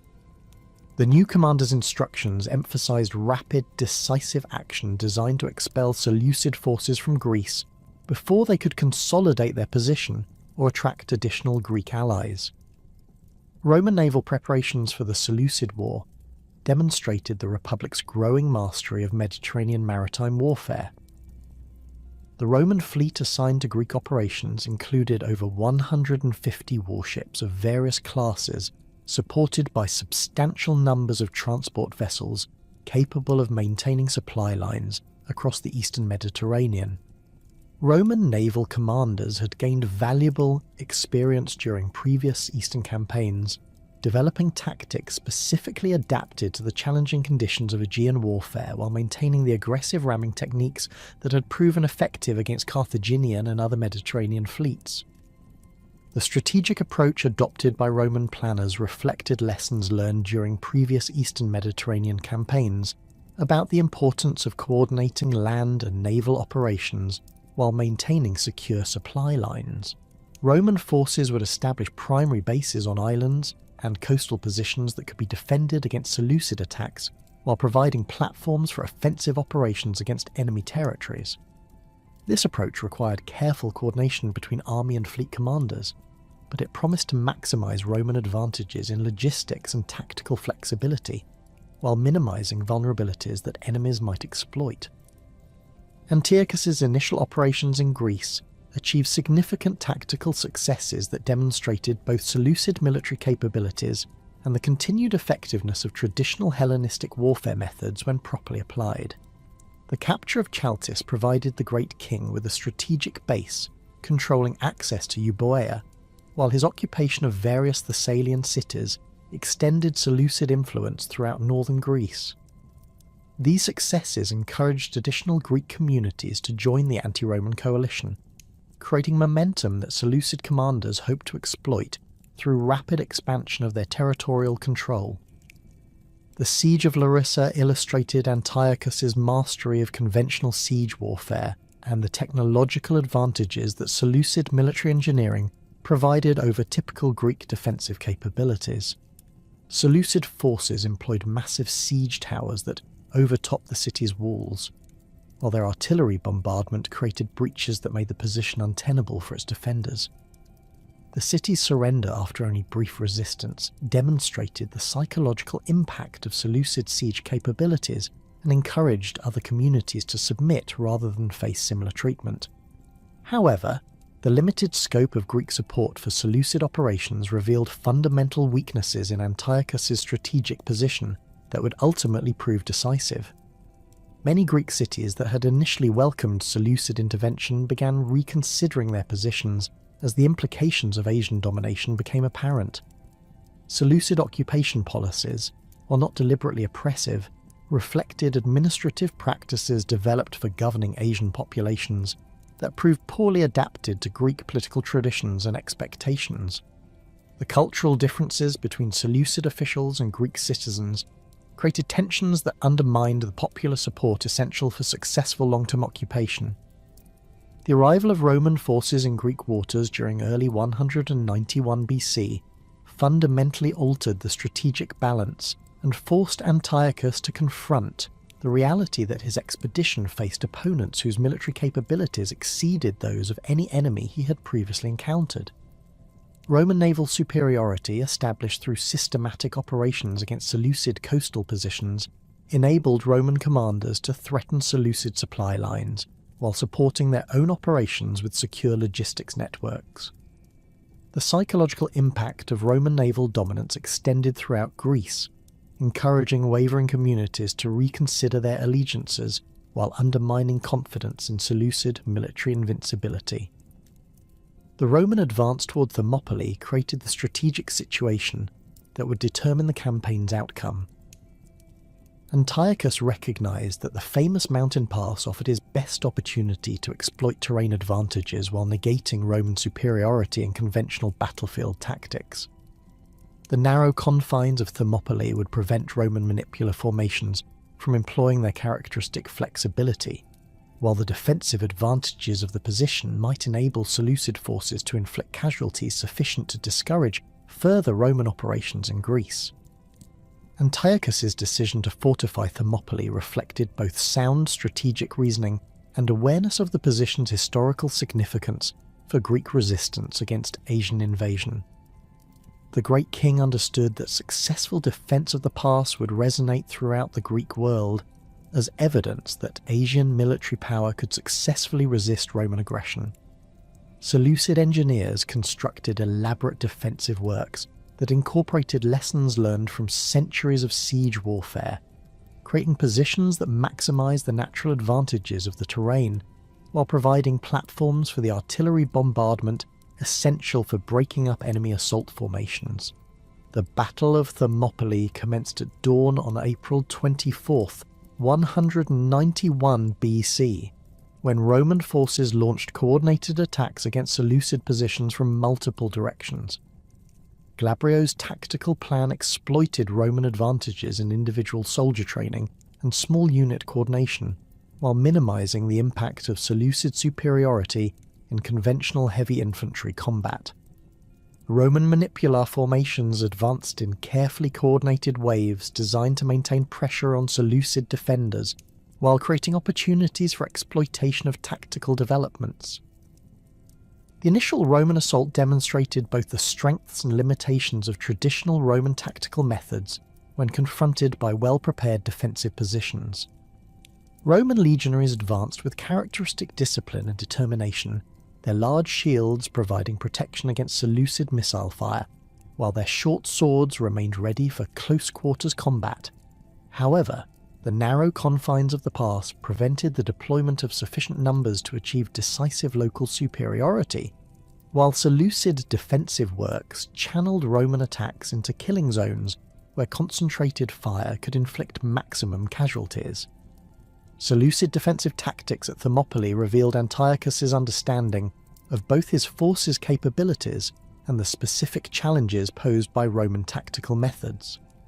The Great King positioned his phalanx formations to take maximum advantage of the terrain's natural defensive features, while his artillery provided continuous bombardment designed to disrupt Roman assault formations before they could close to effective combat range. Seleucid cavalry, operating from positions behind the main defensive line, stood ready to exploit any breakthrough that might create opportunities for counterattack. The battle's decisive moment arrived when Roman forces, guided by local knowledge provided by Greek allies, discovered mountain paths that enabled flanking attacks against Seleucid positions. This tactical development replicated the strategic situation that had doomed Leonidas and his Spartans 3 centuries earlier, demonstrating that even the strongest defensive positions could be overcome through tactical innovation and superior intelligence.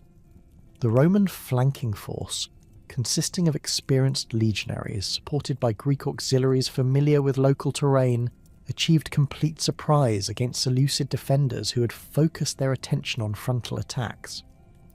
The collapse of Seleucid resistance at Thermopylae was swift and complete once Roman forces appeared in their rear areas. Antiochus's carefully prepared defensive positions became death traps as Roman attacks from multiple directions prevented coordinated resistance or organised withdrawal. The psychological impact of seeing their impregnable position overrun spread panic throughout Seleucid ranks, leading to general collapse despite desperate attempts by Seleucid officers to rally their forces for continued resistance. Antiochus's personal escape from the Thermopylae disaster with a small bodyguard marked the effective end of Seleucid hopes for establishing permanent control over Greek territories. The Great King's army had been shattered beyond any possibility of rapid reconstruction, while his prestige throughout the Greek world had been irreparably damaged by the magnitude of his defeat. The strategic consequences of Thermopylae extended far beyond the immediate military results, demonstrating conclusively that Roman tactical superiority could overcome even the most favourable defensive positions when properly applied. The Roman victory at Thermopylae eliminated Seleucid military power in Europe while simultaneously discouraging any remaining Greek communities from supporting anti-Roman activities. Cities that had joined the Seleucid cause immediately began negotiating for Roman forgiveness, while neutral communities hastened to demonstrate their loyalty to Roman interests. The speed with which Greek political sentiment shifted following the battle revealed the pragmatic calculations that increasingly dominated Greek political thinking during this period. Roman pursuit operations following Thermopylae demonstrated both the thoroughness of Roman tactical methods and their understanding of the psychological dimensions of military victory. Rather than simply occupying abandoned Seleucid positions, Roman forces systematically hunted down scattered enemy units, while simultaneously negotiating with Greek communities seeking to change sides. This approach maximised the political benefits of military success, while ensuring that no substantial Seleucid forces remained capable of renewed resistance. The broader implications of the Syrian Wars' Greek phase extended far beyond the immediate territorial and political consequences. Roman victory over Antiochus demonstrated that no single Hellenistic power possessed the military capabilities necessary to challenge Roman dominance in the eastern Mediterranean. The ease with which Roman forces had overcome both Macedonian and Seleucid armies convinced Greek observers that accommodation with Rome offered better prospects than continued resistance, fundamentally altering the political dynamics that had governed eastern Mediterranean affairs for generations. The Treaty of Apamea, concluded in 188 BC following Roman victories in Asia Minor, established the framework for Seleucid-Roman relations that would persist for decades. The treaty's territorial provisions eliminated Seleucid influence west of the Taurus Mountains, effectively confining the empire to its Asian territories while acknowledging Roman hegemony throughout the eastern Mediterranean. The massive indemnity imposed on Antiochus, totaling 15,000 talents payable over 12 years, ensured that the Seleucid Empire would lack the financial resources necessary for renewed challenges to Roman authority. More significantly, The treaty's provisions regarding military limitations and diplomatic restrictions established precedents that would influence Roman imperial policy throughout the Mediterranean world. The Seleucid Empire was prohibited from maintaining naval forces in Mediterranean waters, while restrictions on military recruitment and alliance formation prevented the accumulation of power that might threaten Roman interests. These limitations transformed the Seleucid Empire from a great power capable of independent action into a client state whose policies required Roman approval. The long-term consequences of the Syrian War for Greek independence proved even more decisive than the immediate military results. The demonstration that external powers could not successfully challenge Roman authority eliminated the possibility that Greek states might play competing great powers against each other to maintain their autonomy. Roman hegemony became the fundamental reality of Eastern Mediterranean politics, forcing Greek communities to operate within frameworks established by Roman strategic considerations, rather than pursuing truly independent policies. The death of Philip in 179 BC marked the end of an era for Macedonia, but it did not signal the kingdom's final submission to Roman hegemony. His son Perseus, who ascended the throne amid the complex diplomatic landscape that had emerged following the Syrian War, possessed both the ambition of his Antigonid predecessors and a sophisticated understanding of the changed political realities that now governed Eastern Mediterranean affairs. Unlike his father's impulsive confrontations with Rome, Perseus approached the restoration of Macedonian power with methodical preparation and careful diplomatic manoeuvring that would ultimately prove far more threatening to Roman interests than Philip's earlier military adventures. Perseus inherited a kingdom that had been systematically weakened by decades of warfare and the punitive settlements imposed after Cynoscephalae. Macedonia's traditional territories remained under royal control, but the kingdom's military capabilities had been severely constrained by treaty limitations that restricted both the size of the royal army and its capacity for offensive operations. The massive indemnities imposed on Philip had drained the royal treasury, while the loss of strategic coastal positions had eliminated Macedonia's capacity for independent naval operations. Most significantly, the network of alliances and client relationships that had once extended Macedonian influence throughout Greece had been systematically dismantled through Roman diplomatic pressure and territorial redistributions. However, Perseus recognized that Macedonia retained substantial advantages that could be exploited through patient rebuilding and strategic innovation. The kingdom's population remained loyal to the Antigonid dynasty, providing a reliable foundation for military recruitment that exceeded the resources available to most Greek city-states or federal leagues. Macedonia's geographical position continued to provide natural defensive advantages, particularly the mountain passes that controlled access from the south and the river systems that could channel invading armies into predetermined killing zones. Most importantly, the kingdom's reputation for military excellence, though tarnished by recent defeats, still commanded respect throughout the Greek world and could potentially attract allies seeking alternatives to Roman domination. Perseus's approach to restoring Macedonian power differed fundamentally from his father's confrontational strategies. Rather than immediately challenging Roman authority through overt military actions, the young king focused on rebuilding Macedonia's internal strength, while carefully cultivating diplomatic relationships that might eventually provide support for renewed resistance to Roman hegemony. This patient approach required years of careful preparation, but it offered prospects for success that direct confrontation had repeatedly failed to achieve. The reconstruction of Macedonia's military capabilities proceeded through systematic reforms that addressed the tactical weaknesses revealed during previous conflicts with Roman forces.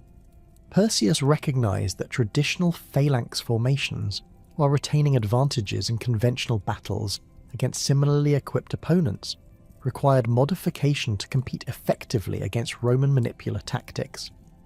Macedonian military engineers developed new training programs that emphasized individual soldier initiative and small unit coordination, capabilities that had proven decisive in Roman tactical successes. The Royal Army's organisation was restructured to provide greater flexibility, with traditional phalanx blocks supplemented by specialised units trained for operations in broken terrain, where Roman advantages were less pronounced. The economic foundations of military power received equal attention in Perseus's reconstruction programme. The king implemented administrative reforms designed to maximise revenue collection, while encouraging commercial activities that could provide the financial resources necessary for sustained military operations. Macedonia's traditional strengths in mining and timber production were expanded through improved extraction techniques and more efficient transportation systems. The kingdom's strategic position controlling access routes between Greece and the Balkans created opportunities for collecting transit fees and customs duties that supplemented direct taxation of agricultural production. Perseus's diplomatic initiatives revealed sophisticated understanding of the political dynamics that had emerged throughout the eastern Mediterranean following Roman victories over Philip and Antiochus.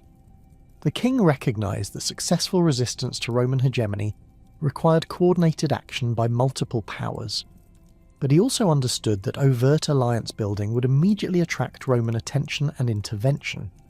His approach emphasised building informal relationships and mutual understanding that might eventually develop into military cooperation without providing Rome with clear pretexts for preventive action. The Seleucid Empire, despite its humiliation in the Syrian War, remained a potential partner for anti-Roman activities. Antiochus IV, who had succeeded his brother Antiochus III in 175 BC, possessed both the resources and motivation necessary for renewed confrontation with Rome, but he also faced internal challenges that limited his capacity for immediate action. Perseus's agents maintained regular contact with the Seleucid court, exploring possibilities for coordination that might enable both kingdoms to challenge Roman authority simultaneously from different directions. These negotiations required extreme discretion, as Roman intelligence networks throughout the eastern Mediterranean made detection of anti-Roman plotting increasingly likely. Ptolemaic Egypt presented more complex diplomatic opportunities, as the kingdom's relationship with Rome had evolved differently from those of other Hellenistic powers. The Ptolemies had generally avoided direct confrontation with Roman forces. They remained concerned about Roman expansion and its implications for Egyptian independence. Perseus's diplomatic representatives emphasised shared interests in maintaining some degree of Hellenistic autonomy, while avoiding commitments that might provoke immediate Roman retaliation. These discussions produced informal understandings about mutual support that fell short of formal alliance, but created possibilities for coordinated resistance if circumstances proved favourable. The most promising opportunities for building anti-Roman coalitions existed among the smaller Greek states and federal leagues that had grown increasingly dissatisfied with the political arrangements established following Roman victories. Many communities that had initially welcomed Roman liberation from Macedonian domination had discovered that Roman protection came with constraints and obligations that limited their traditional autonomy. The Achaean League, despite its formal alliance with Rome, harboured growing resentment about Roman interference in internal league affairs and territorial disputes with neighbouring communities. Perseus's agents operated throughout Greece, carefully assessing local political sentiments while avoiding activities that might be interpreted as direct subversion of Roman authority. These intelligence-gathering operations revealed widespread Greek frustration with Roman policies, but they also demonstrated the practical difficulties involved in organising effective resistance. Most Greek communities recognised that their individual resources were inadequate for confronting Roman military power, while their historical tendency toward political fragmentation made coordinated action extremely difficult to achieve and maintain. The gradual improvement in Macedonia's strategic position during the 170 SBC reflected both Perseus's careful planning and changing circumstances throughout the eastern Mediterranean that created new opportunities for challenging Roman hegemony. The Third Punic War's preliminaries were beginning to absorb Roman attention in the western Mediterranean, while various conflicts in Asia Minor and the continuing decline of Seleucid power created instabilities that might be exploited by a resurgent Macedonia. Most significantly, The generation of Roman leaders who had achieved the decisive victories over Philip and Antiochus was passing from the scene, replaced by officials whose direct experience with Eastern Mediterranean warfare was more limited. Roman awareness of Macedonia's gradual recovery and Perseus's diplomatic activities created growing tensions that would ultimately lead to renewed warfare. Roman intelligence sources throughout Greece reported increasing Macedonian influence in areas that had been considered securely within the Roman sphere of influence. Perseus's careful avoidance of overt provocations made it difficult for Roman officials to justify immediate military action, but the cumulative evidence of Macedonian recovery suggested that preventive measures might be necessary to maintain Roman dominance in the Eastern Mediterranean. The specific incidents that triggered the Third Macedonian War emerged from the complex territorial and political disputes that characterized Greek interstate relations during this period. Perseus's support for various Greek communities in their conflicts with Roman allies provided Roman officials with the pretext they needed for military intervention, while the king's diplomatic activities could be portrayed as violations of the treaties that had ended previous conflicts. The Roman decision to declare war in 171 BC reflected both genuine concerns about Macedonian recovery and recognition that early action would be less costly than allowing Perseus to complete his military and diplomatic preparations. The Roman military preparations for the Third Macedonian War demonstrated the Republic's continued commitment to maintaining Eastern Mediterranean dominance, regardless of the costs involved. The expeditionary force assembled for Macedonian operations included 4 full legions supported by substantial numbers of allied Italian troops and auxiliary units contributed by Greek allies. The total strength exceeded 40,000 infantry and 4,000 cavalry, making it the largest Roman army yet deployed for Eastern Mediterranean operations. The force's composition reflected lessons learned during previous Greek campaigns, with particular emphasis on units trained for mountain warfare and siege operations. Command of this formidable army was initially entrusted to Publius Licinius Crassus, whose military experience included successful campaigns in both Spain and the Gaul. However, the complexities of Greek political conditions and the specific challenges posed by Macedonian defensive strategies would ultimately require multiple command changes before Roman objectives could be achieved. The Roman approach emphasized rapid, decisive action designed to prevent Perseus from consolidating his diplomatic achievements while demonstrating to potential allies that Macedonian recovery was illusory. Perseus's military preparations for the coming conflict revealed both the extent of his achievements in rebuilding Macedonian power and the continuing limitations that constrained his strategic options.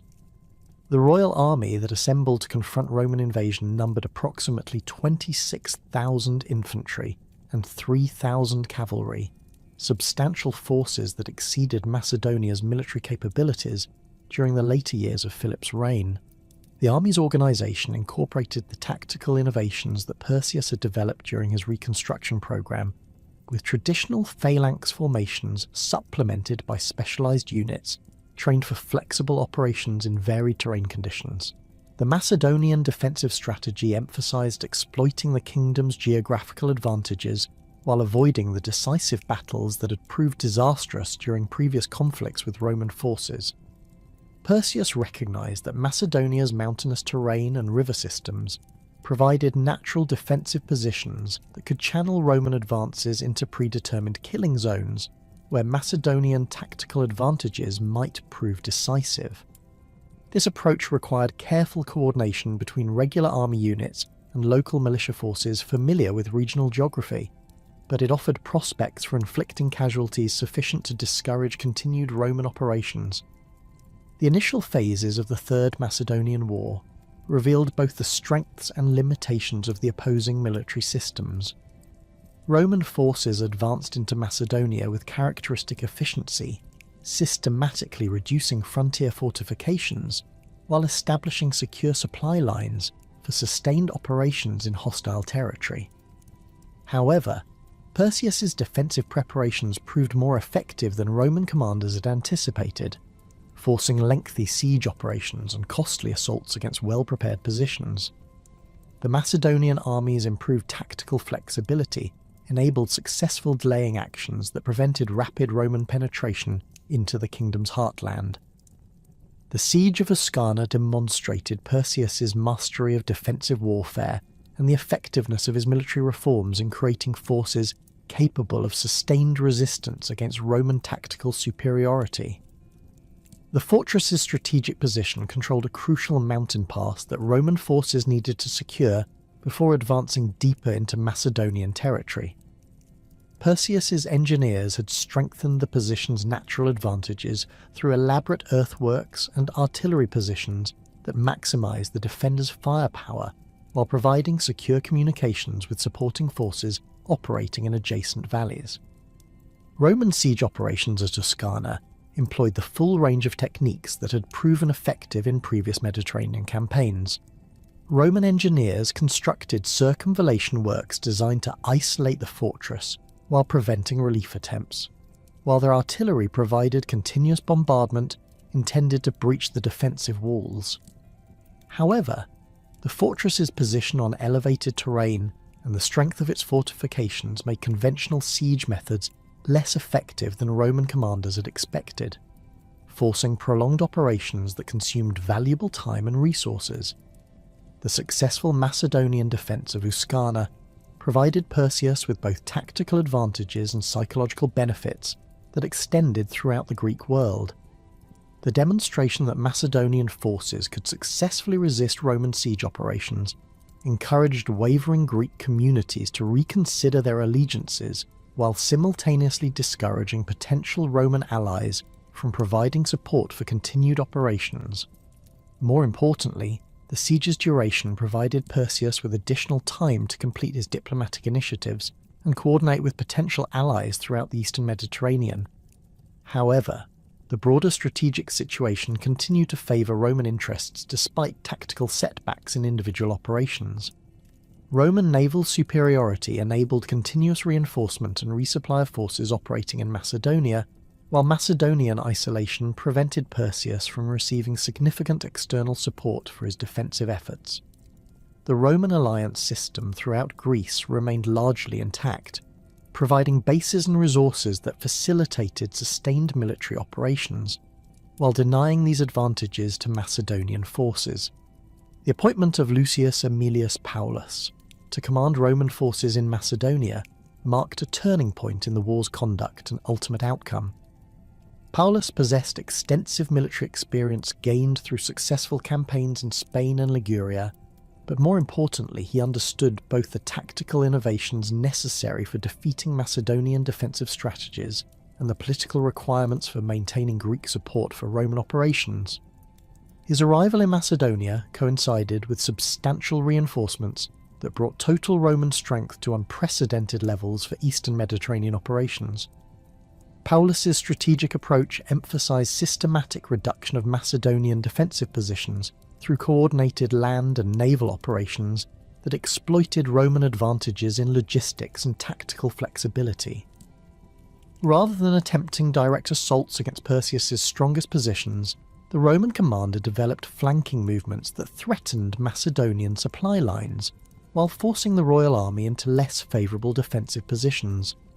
This strategy required careful coordination between multiple Roman columns operating across difficult terrain, but it promised to achieve decisive results without the costly frontal attacks that had characterised earlier phases of the campaign.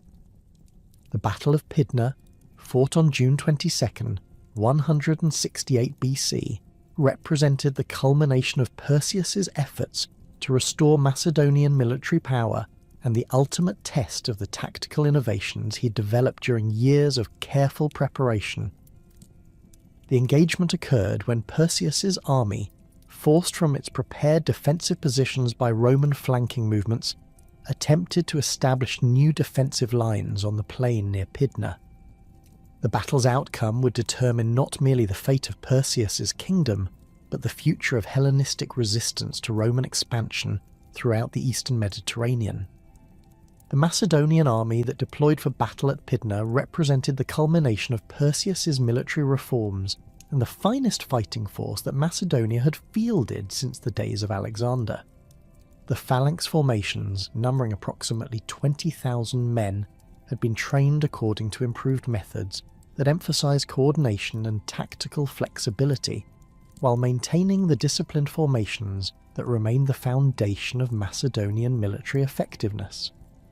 Supporting units included cavalry forces equipped with improved armour and weapons, while specialised troops provided missile support and engineering capabilities essential for complex battlefield operations.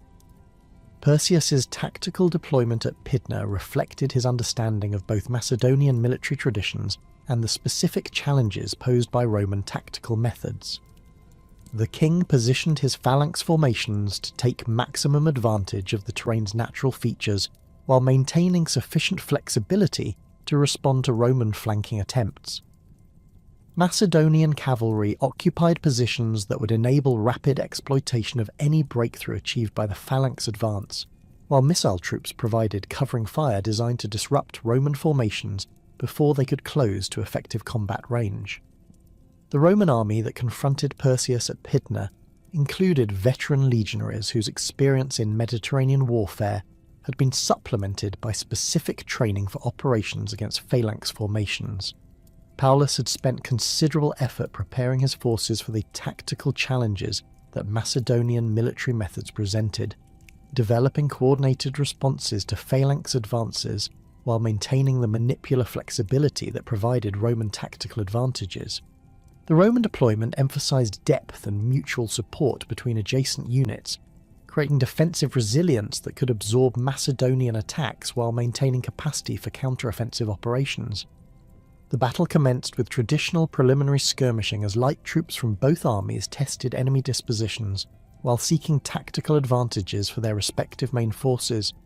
Macedonian peltasts, supported by Thracian auxiliaries, initially achieved some success against Roman velites, encouraging Perseus to believe that his army might overcome the tactical disadvantages that had proved decisive in previous engagements with Roman forces.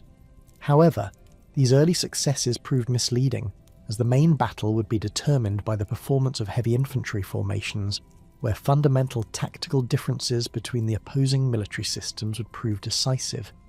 The Macedonian phalanx advance across the Pydna plain created one of the most impressive military spectacles of the ancient world. 20,000 men moved forward in perfect coordination, their sarissa points creating a forest of steel that extended nearly 20 feet ahead of the front ranks. The psychological impact of this advance had broken enemy morale in countless previous battles, and Perseus had reason to hope that Roman discipline might prove inadequate when confronted by the full weight of Macedonian military tradition. The phalanx's momentum seemed irresistible as it approached Roman positions, its disciplined ranks maintaining perfect alignment despite the challenging terrain. However, the broken ground that characterized the Pydna battlefield created the tactical conditions that Roman manipular organization was specifically designed to exploit. As the Macedonian phalanx advanced over uneven terrain, gaps inevitably appeared between adjacent formations, creating opportunities for Roman infiltration that Paulus's forces were trained to recognize and exploit. Roman maniples, operating as semi-independent tactical units, immediately moved to exploit these gaps while maintaining coordination with adjacent Roman formations. The decisive moment of the battle arrived when Roman forces penetrated the intervals between Macedonian phalanx blocks and began attacking the phalangites from their flanks and rear. The long sarissas that provided the phalanx's offensive power became fatal liabilities in close-quarters combat, as Macedonian soldiers could not maneuver their unwieldy weapons effectively when attacked from unexpected directions. Roman legionaries, equipped with short swords and large shields optimized for individual combat, possessed decisive advantages in the confused melee that developed as phalanx formations disintegrated. The collapse of the Macedonian phalanx at Pydna was swift and complete once Roman forces achieved penetration of the formation's flanks. The psychological impact of seeing their invincible phalanx overwhelmed by Roman tactical superiority spread panic throughout Perseus's army, leading to general rout despite desperate attempts by Macedonian officers to rally their forces. The battle's outcome exceeded even Roman expectations for its decisiveness, with Macedonian casualties approaching 20,000 dead, while Roman losses numbered fewer than 1,000. Perseus's flight from the Pydna battlefield marked the effective end of the Antigonid dynasty and the final collapse of Macedonian resistance to Roman expansion. The king's escape with a small bodyguard provided only temporary respite, as Roman forces systematically occupied Macedonian strongholds while pursuing scattered remnants of the royal army. Within weeks of the battle, Perseus found himself isolated and without resources, ultimately surrendering to Roman forces rather than facing capture or death in futile continued resistance. The Roman treatment of conquered Macedonia revealed the Republic's evolving approach to territorial administration and the lessons learned from previous experiences with Greek political arrangements.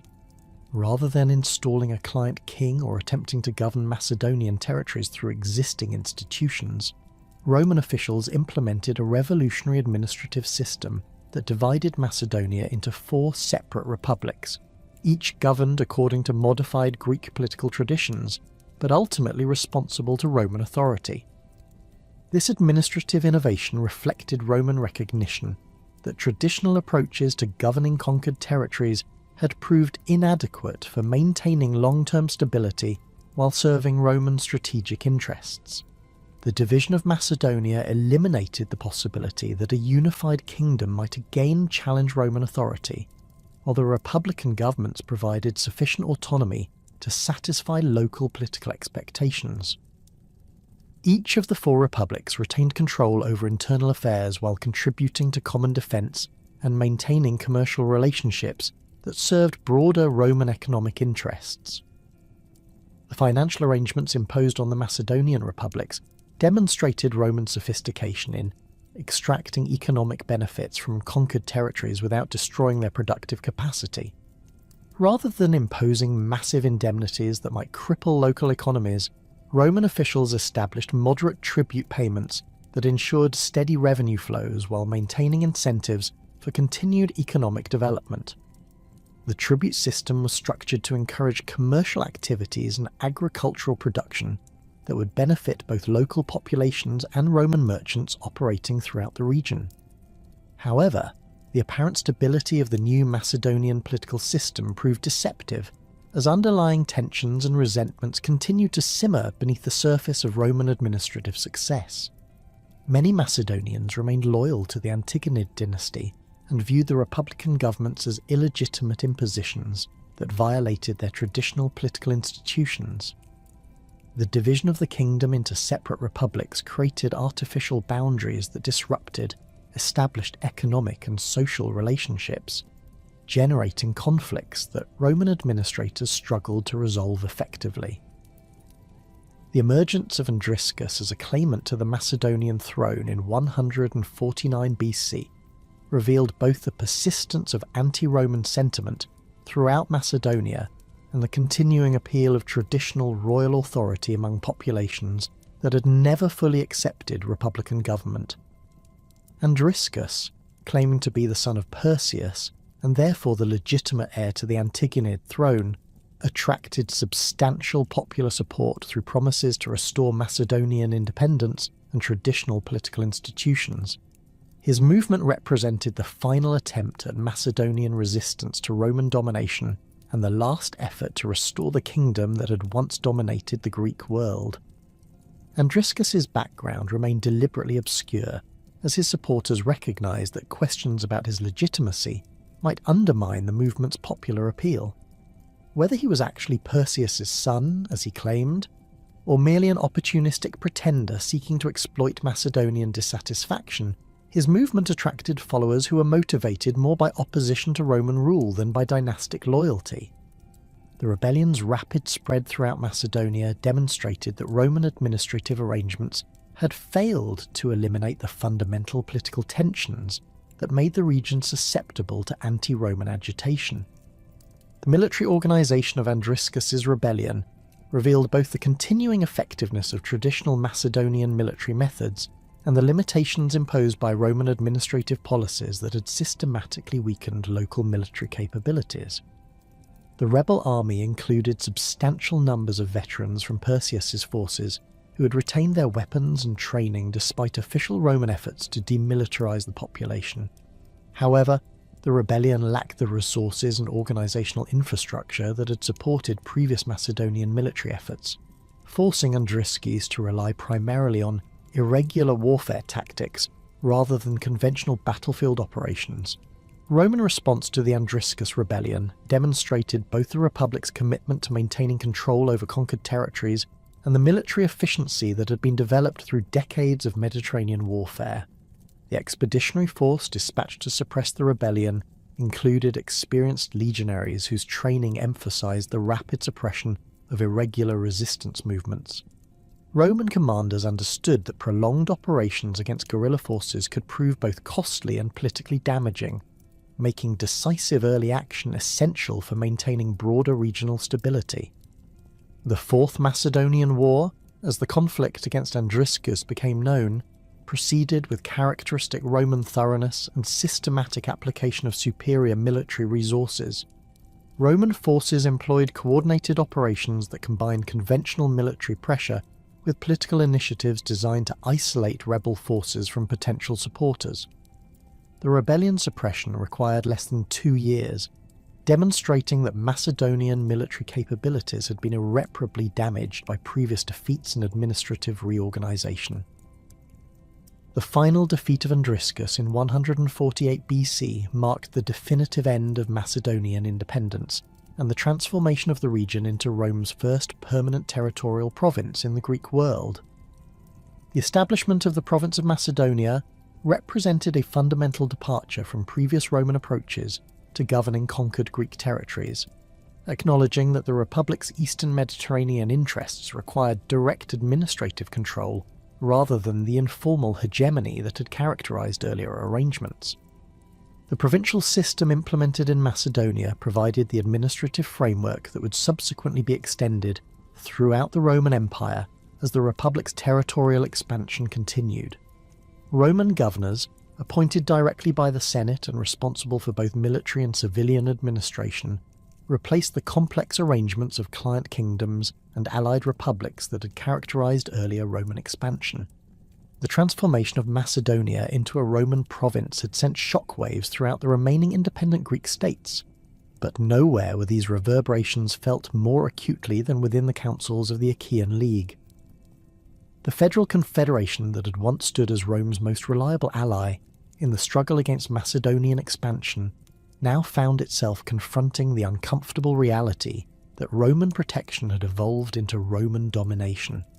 The League's leadership, composed primarily of aristocratic families who had built their political careers on the foundation of Roman friendship, faced mounting pressure from their own citizens who increasingly viewed continued subservience to Roman interests as incompatible with Greek dignity and traditional autonomy.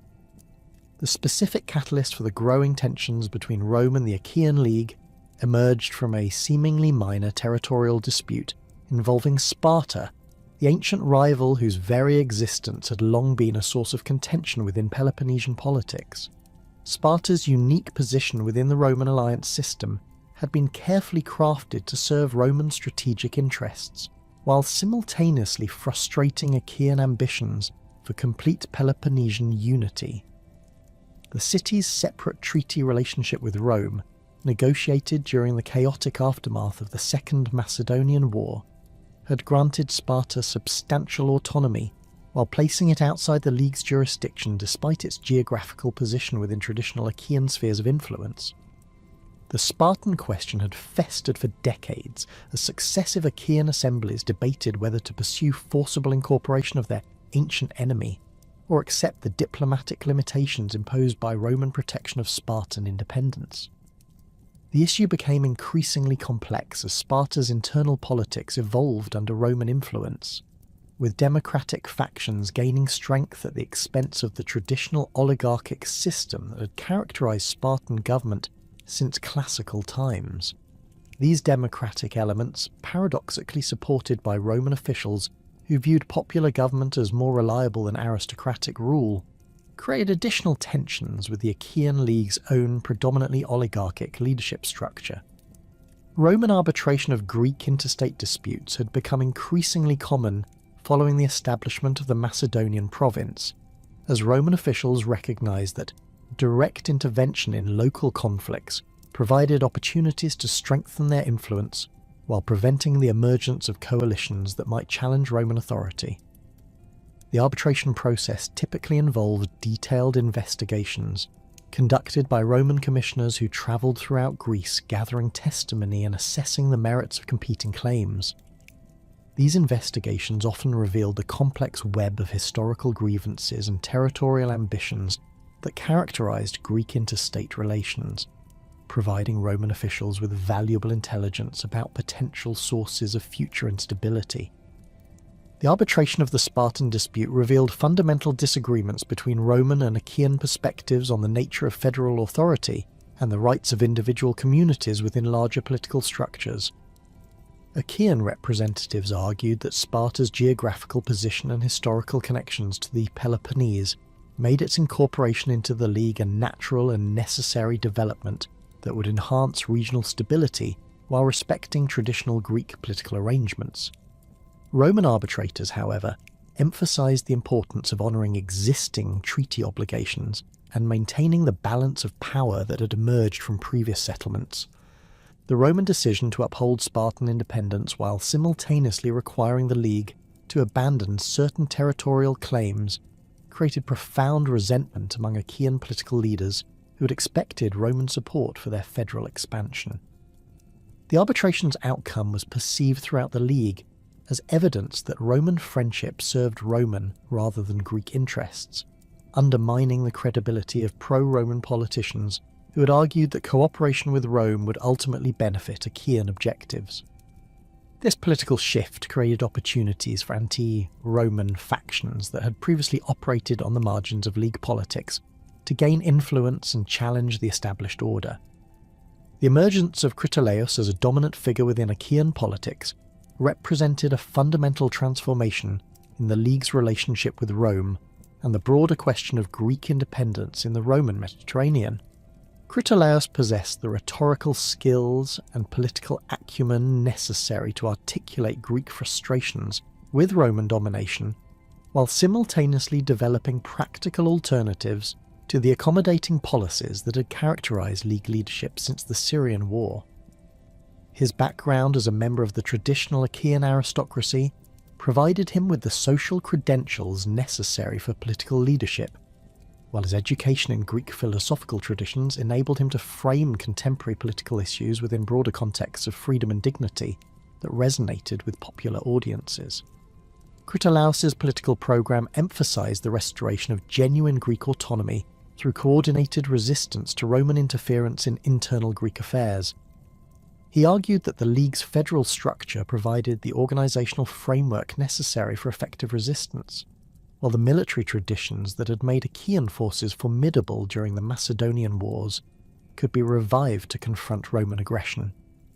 His speeches throughout the Peloponnese attracted enthusiastic audiences who had grown weary of the diplomatic humiliations and economic constraints that accompanied Roman protection, creating a popular movement that transcended traditional factional boundaries within League politics. The military preparations undertaken by the Achaean League during 147 BC revealed both the continuing effectiveness of Greek federal institutions and the limitations imposed by decades of Roman hegemony on traditional Greek military capabilities. The League's army, assembled through the federal levy system that required each member city to contribute troops according to predetermined quotas, numbered approximately 15,000 infantry and 1,500 cavalry.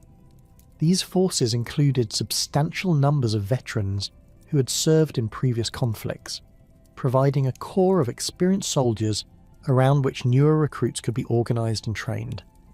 The Achaean military system retained many of the characteristics that had made League forces effective during earlier periods, particularly the emphasis on coordinated operations between different types of troops and the tactical flexibility that federal organisation encouraged. Achaean hoplites continued to employ traditional Greek heavy infantry tactics, with large shields and long spears that provided advantages in conventional battlefield engagements against similarly equipped opponents. However, the League's forces also included specialised units adapted to the varied terrain of the Peloponnese, including light infantry trained for mountain warfare and cavalry forces capable of rapid movement across the peninsula's river systems and coastal plains. The financial resources available to support Achaean military operations reflected both the League's continued prosperity and the economic constraints imposed by Roman domination of eastern Mediterranean trade networks. The federal treasury, accumulated through contributions from member cities and revenues from commercial activities, provided sufficient funds for initial military preparations, but lacked the depth necessary for sustained operations against the vast resources that Rome could deploy. Achaean leaders recognised that their military efforts would need to achieve rapid, decisive results before Roman reinforcements could arrive from other Mediterranean theatres. Roman awareness of growing Achaean militancy created increasing tensions throughout 147 BC as reports reached the Senate describing League military preparations and the inflammatory rhetoric that characterised Critolaus's political campaigns. Roman officials understood that Achaean resistance represented a more serious challenge than previous Greek rebellions because of the League's federal structure and military capabilities. But they also recognised that decisive action would be necessary to prevent the spread of anti-Roman sentiment to other Greek communities that might view successful Achaean resistance as evidence that Roman power could be challenged. The Roman decision to demand Achaean compliance with previous arbitration decisions, while simultaneously threatening military intervention if the League continued its military preparations, created the immediate crisis that would trigger open warfare. Roman ambassadors delivered ultimatums that required the League to disband its military forces and accept Roman mediation of all future disputes, demands that Achaean leaders viewed as incompatible with their federal independence and traditional rights of self-governance. The rejection of these demands by the League Assembly provided Rome with the legal justification necessary for military action while simultaneously demonstrating to Greek observers that the League was prepared to fight rather than submit to Roman diktat. The outbreak of hostilities in 146 BC marked the beginning of what would prove to be the final chapter in the long history of Greek resistance to Roman expansion. The Achaean forces that took the field against Roman legions represented the last independent Greek army capable of challenging Roman authority through conventional military operations. Their equipment and training reflected centuries of Greek military tradition, while their motivation drew upon cultural memories of the great struggles that had defined Greek identity since the Persian Wars. The initial Achaean strategy emphasized rapid movement and concentration of force, designed to achieve local superiority before Roman reinforcements could arrive from other Mediterranean theatres. League forces advanced from their assembly points in the central Peloponnese towards strategic positions that would enable them to control access routes from northern Greece while simultaneously threatening Roman allies who had remained loyal to the established order. This approach required careful coordination between different League contingents and precise timing to achieve the concentration necessary for success against Roman tactical superiority. The Roman military response demonstrated the efficiency and systematic approach that had characterized Roman operations throughout the Mediterranean world for over a century. The expeditionary force assembled for Greek operations included 2 full legions supported by substantial numbers of Italian allies and auxiliary troops contributed by Greek communities that had remained loyal to Rome. The total strength approached 25,000 infantry and 3,000 cavalry, numbers that reflected both the seriousness with which Rome viewed the Achaean threat and the Republic's determination to achieve decisive results that would discourage future rebellions. Command of the Roman forces was entrusted to Lucius Mummius, a consul whose military experience included successful campaigns in Spain and whose political connections ensured senatorial support for the harsh measures that Roman strategy required. Mummius understood that the Achaean War represented more than a simple rebellion against Roman authority. It was a test of Roman determination to maintain the Eastern Mediterranean system that had emerged from decades of warfare and diplomatic maneuvering. The outcome would determine whether Roman hegemony could be sustained through the combination of military superiority and political accommodation that had characterised previous Greek settlements. The Battle of Leukopetra, fought in early 146 BC, provided the decisive test of Achaean military capabilities against Roman tactical superiority and professional competence. The engagement occurred when Achaean forces, advancing toward Corinth in an attempt to secure the strategic isthmus that connected the Peloponnese to central Greece, encountered Roman legions that had moved with characteristic speed to intercept them. The battle's outcome would determine not merely the immediate military situation, but the fate of the last independent Greek federal state and the future of Greek autonomy throughout the Roman Mediterranean. The Achaean army that deployed for battle at Leukopetra represented the finest military force that the League had assembled since the great conflicts of the previous century. The hoplite formations, numbering approximately 12,000 men, had been drawn from throughout the Peloponnese and included veterans whose experience in local conflicts had been supplemented by training in the federal military exercises that maintained League military effectiveness.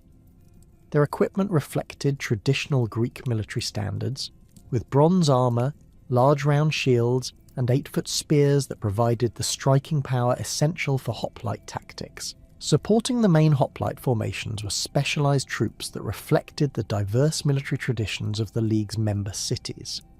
Achaean cavalry, recruited primarily from the plains regions where horse breeding remained economically viable, provided reconnaissance capabilities and the striking power necessary for exploitation of tactical opportunities. Light infantry, including peltasts and javelin troops, trained for operations in the mountainous terrain that characterised much of the Peloponnese, offered tactical flexibility that complemented the disciplined formations of the heavy infantry. The Roman deployment at Leukopetra demonstrated the tactical innovations that had made Roman armies dominant throughout the Mediterranean world, while adapting these methods to the specific challenges posed by Greek hoplite formations. The legionary manipular system provided the flexibility necessary for operations against rigid phalanx formations, while Roman training emphasised individual soldier initiative and small unit coordination that enabled rapid adaptation to changing battlefield conditions.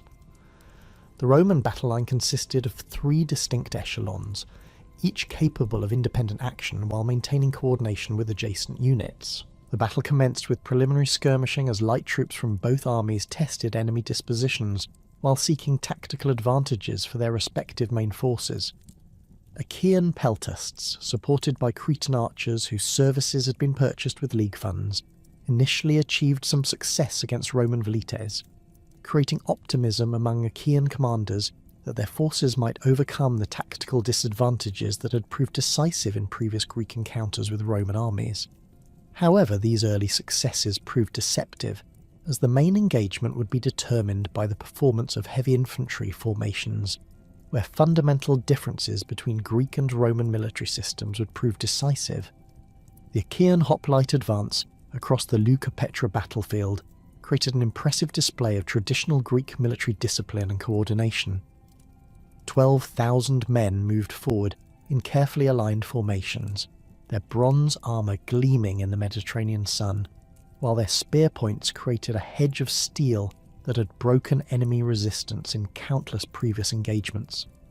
The psychological impact of this advance had traditionally been one of the hoplite system's greatest advantages, as the sight of disciplined Greek infantry advancing in perfect formation often broke enemy morale before actual combat began. However, the Roman legionaries who awaited the Achaean advance had been trained specifically to counter hoplite tactics and possessed both the individual skills and unit coordination necessary to exploit the weaknesses inherent in rigid phalanx formations. Roman manipular deployment allowed individual units to adapt to local battlefield conditions while maintaining overall coordination, creating opportunities for tactical innovation that rigid formations could not match. The Romans' shorter swords and larger shields provided advantages in close quarters combat, while their training emphasised the individual initiative that enabled rapid exploitation of tactical opportunities. The decisive moment of the battle arrived when Roman manipular units infiltrated the intervals between Achaean hoplite formations attacking the phalangites from their flanks where the long spears that provided their offensive power became liabilities rather than advantages. The Achaean formations, trained for frontal combat against similarly equipped opponents, lacked the tactical flexibility necessary to respond effectively to attacks from unexpected directions. Roman legionaries, equipped and trained for individual combat in confined spaces, possessed decisive advantages in the confused melee that developed as hoplite formations disintegrated under pressure from multiple directions. The collapse of Achaean resistance at Leucopetra was swift and complete once Roman forces achieved penetration of the phalanx formations.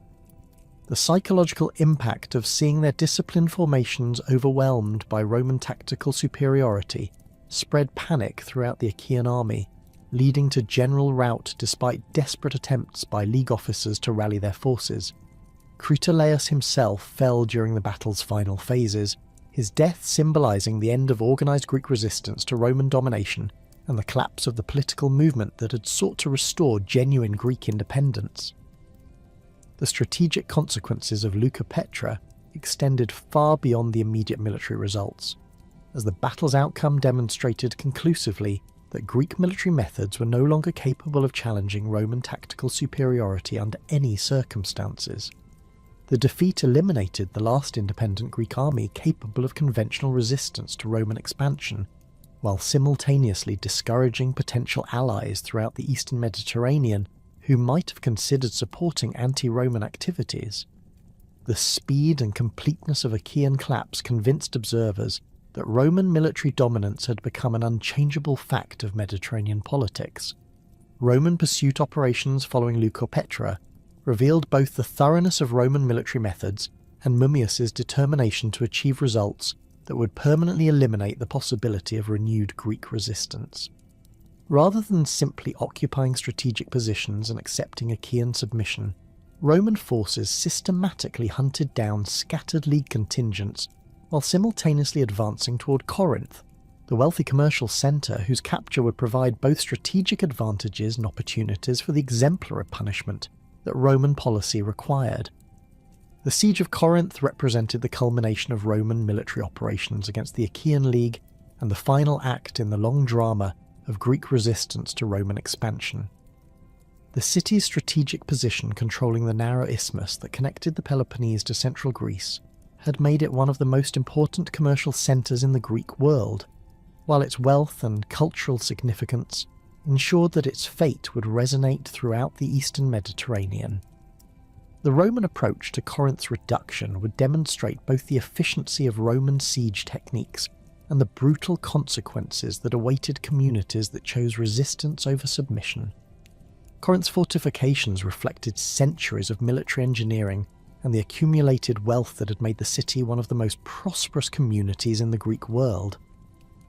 The city's walls incorporated both traditional Greek defensive techniques and innovations developed through exposure to Hellenistic siege warfare, creating positions that should have been capable of sustained resistance against conventional assault methods. The harbour installations that had made Corinth wealthy also provided secure supply lines that could theoretically sustain lengthy siege operations, while the city's population included substantial numbers of skilled craftsmen capable of manufacturing weapons and maintaining defensive equipment. However, the Roman siege of Corinth employed the full range of techniques that had been developed through centuries of Mediterranean warfare and refined through extensive experience in reducing fortified positions throughout the known world. Roman engineers constructed elaborate circumvallation works that isolated the city from external support while simultaneously building the assault platforms and artillery positions necessary for systematic bombardment of the defensive walls. The siege demonstrated Roman mastery of logistics and engineering, as supply trains from throughout Roman territories provided the materials and equipment necessary for sustained operations far from Roman bases. The systematic Roman bombardment of Corinth's walls employed artillery pieces that represented the most advanced siege technology available in the ancient world. Roman catapults and ballistas, constructed according to designs that had been perfected through generations of siege warfare, delivered stone projectiles with sufficient force to breach defensive walls that had previously been considered impregnable. The continuous bombardment created multiple breaches in Corinth's fortifications, while simultaneously demoralizing defenders who recognized that their position was becoming untenable. The final assault on Corinth proceeded with characteristic Roman efficiency and systematic brutality that would establish precedents for Roman treatment of rebellious cities throughout the expanding empire. Roman legionaries advanced through the breaches created by artillery bombardment, while simultaneously scaling walls that had been weakened by continuous attack. The defenders, primarily Corinthian citizens supplemented by refugees from other League cities, fought with desperate courage but lacked both the numbers and equipment necessary to resist the overwhelming force that Roman siege methods had concentrated against their positions. The capture of Corinth unleashed Roman vengeance that exceeded even the harsh standards typically applied to rebellious cities during this period of Mediterranean warfare. Mummius's orders specified that the city should serve as an example that would discourage future resistance throughout the Greek world, leading to systematic destruction that eliminated Corinth as both a political entity and cultural centre. The male population was systematically executed while women and children were sold into slavery, creating scenes of devastation that contemporary observers described as unprecedented in their thoroughness and brutality. The destruction of Corinth's buildings and monuments represented a calculated assault on Greek cultural identity that went far beyond mere military necessity. Roman soldiers systematically demolished temples, theatres, and other public buildings that had embodied Greek artistic achievement and civic pride, while private residences were stripped of their contents before being burned or torn down. The famous artworks that had made Corinth the centre of Greek cultural life were either destroyed or shipped to Rome as spoils of war, creating a cultural catastrophe that resonated throughout the Hellenistic world. The symbolic significance of Corinth's destruction was heightened by its occurrence in the same year as Carthage's annihilation, creating a powerful demonstration of Roman determination to eliminate any challenge to their Mediterranean dominance. The simultaneous destruction of these two great cities, representing the culmination of Greek and Carthaginian resistance to Roman expansion, sent unmistakable messages to potential enemies throughout the known world about the consequences of opposing Roman authority. The psychological impact of these twin catastrophes extended far beyond their immediate military and political effects, establishing Roman reputation for ruthless efficiency that would influence international relations for generations. The immediate aftermath of Corinth's destruction revealed the systematic approach that Roman officials employed in reorganizing conquered territories according to imperial rather than local interests. The dissolution of the Achaean League eliminated the last independent Greek federal institution capable of coordinating resistance to Roman policies, while the territorial redistributions that followed created artificial boundaries designed to prevent the emergence of new coalitions that might challenge Roman authority. Individual Greek cities found themselves isolated and directly subordinated to Roman officials whose primary concerns involved maintaining order and extracting resources rather than respecting traditional Greek political institutions. The establishment of direct Roman control over former League territories marked a fundamental transformation in the nature of Roman rule in the Eastern Mediterranean, replacing the informal hegemony that had characterized earlier periods with administrative systems that resembled those employed in other Roman provinces. Roman governors appointed by the Senate assumed responsibility for maintaining order and collecting taxes, while Roman law gradually replaced local legal traditions in matters affecting Roman interests. The changes represented the final abandonment of the political arrangements that had emerged from Flamininus's liberation of Greece 50 years earlier, acknowledging that Roman security interests required direct control rather than the cooperative relationships that had proved inadequate for maintaining stability. The smoking ruins of Corinth cast a shadow across the Greek world that would persist for over a century, marking not merely the end of organised resistance to Roman authority, but the beginning of a systematic transformation that would fundamentally alter the nature of Greek civilization itself.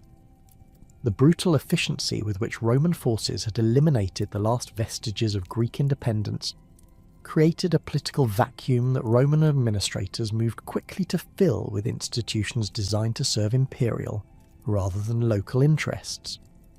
The dissolution of the Achaean League and the destruction of its principal city eliminated the final example of successful Greek federal organisation, leaving individual communities isolated and vulnerable to Roman administrative reorganisation that prioritised control and resource extraction over traditional Greek political autonomy.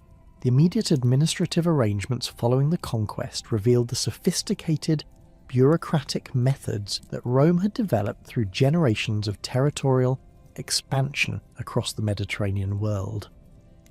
Rather than attempting to govern Greek territories through existing institutions that might retain loyalties to pre-conquest political arrangements, Roman officials implemented direct administrative control that bypassed traditional Greek political structures while utilising local knowledge and expertise where it served Roman purposes. The appointment of Roman governors with imperium over former Greek territories established clear hierarchies of authority that eliminated ambiguities about ultimate sovereignty while providing mechanisms for systematic policy implementation throughout the conquered regions. The creation of the province of Achaia represented the culmination of this administrative reorganisation and the formal integration of southern Greece into the Roman imperial system. The provincial boundaries, established through careful consideration of geographical features and existing political relationships, encompassed the Peloponnese and central Greece, while extending Roman authority over territories that had maintained various degrees of independence since the Persian Wars. The provincial structure provided Roman administrators with the legal framework necessary for systematic governance, while creating administrative efficiency that could accommodate the diverse local conditions that characterized different regions within the new province. The selection of Lucius Mummius as the first governor of Achaia reflected Roman understanding that the transition from independent Greek states to provincial administration required officials capable of both military competence and administrative sophistication. Mummius possessed extensive experience in provincial governance gained through successful service in Spain, where he had demonstrated the combination of firmness and pragmatism that Roman policy in newly conquered territories typically required. His appointment signalled Roman intention to establish permanent administrative control rather than the temporary military occupation that had characterised earlier Roman interventions in Greek affairs. The administrative personnel assembled to support provincial governance included both Roman officials appointed directly by the Senate and local Greeks, whose expertise in regional conditions made them valuable for implementing Roman policies. The Roman officials, typically drawn from the senatorial and equestrian classes, brought professional competence in law, finance and military affairs that provided the foundation for effective governance. Greek administrators, selected primarily from aristocratic families that had demonstrated loyalty to Roman interests, possessed intimate knowledge of local customs and political dynamics that proved essential for managing the complex relationships between different communities within the province. The legal framework established for provincial administration represented a sophisticated synthesis of Roman legal principles and Greek political traditions that aimed to provide effective governance while minimizing resistance from populations accustomed to different institutional arrangements. Roman law assumed precedence in matters affecting imperial interests, including taxation, military recruitment, and interstate commerce, while local legal traditions continued to govern purely internal affairs within individual communities. This approach provided sufficient continuity with pre-conquest practices to maintain social stability while ensuring that Roman strategic and economic objectives received priority in cases of conflicting interests. The fiscal arrangements implemented throughout the new province demonstrated Roman expertise in extracting resources from conquered territories without destroying the economic foundations that made such extraction possible. The tribute system established for Greek communities calculated obligations according to assessed capacity rather than arbitrary impositions, creating incentives for continued economic development while ensuring steady revenue flows to support imperial administration and military operations. The tribute assessments conducted by Roman officials with extensive experience in provincial finance took into account local economic conditions and traditional patterns of production, while establishing payment schedules that communities could reasonably meet through normal economic activities. Roman taxation methods in Achaea reflected lessons learned from earlier provincial experiments and the specific characteristics of Greek economic organisation. The primary tribute obligations were calculated as fixed annual payments in silver, providing predictability for both Roman administrators and Greek communities while avoiding the complications associated with payments in kind that had proved problematic in other provinces. Supplementary taxes on commercial activities and luxury goods provided additional revenues while encouraging the types of economic development that served broader Roman commercial interests throughout the eastern Mediterranean.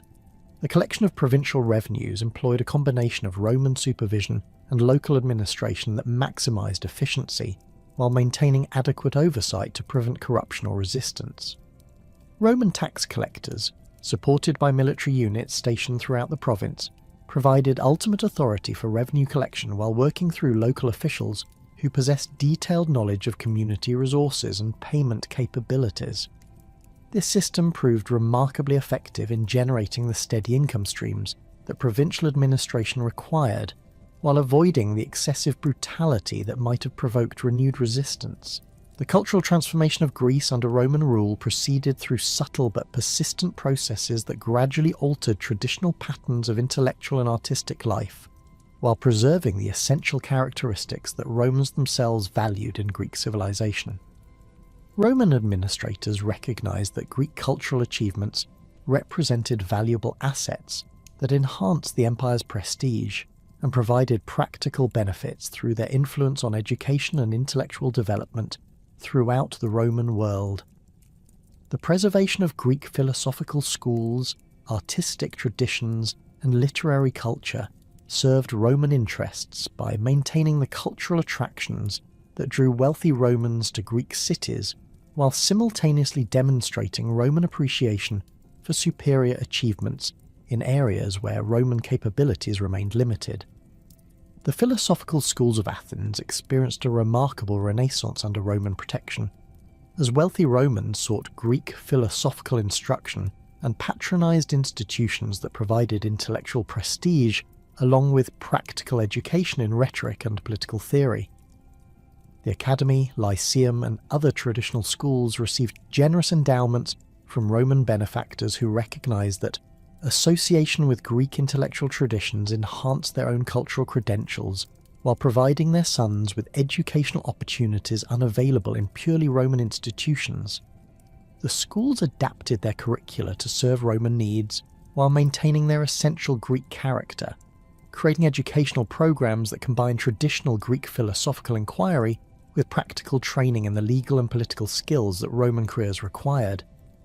The transformation of Greek artistic production under Roman patronage created new forms of cultural expression that synthesized traditional Greek techniques with Roman themes and preferences. Greek sculptors and painters found eager markets for works that celebrated Roman military victories and political achievements, while employing the artistic methods that had made Greek art renowned throughout the Mediterranean world.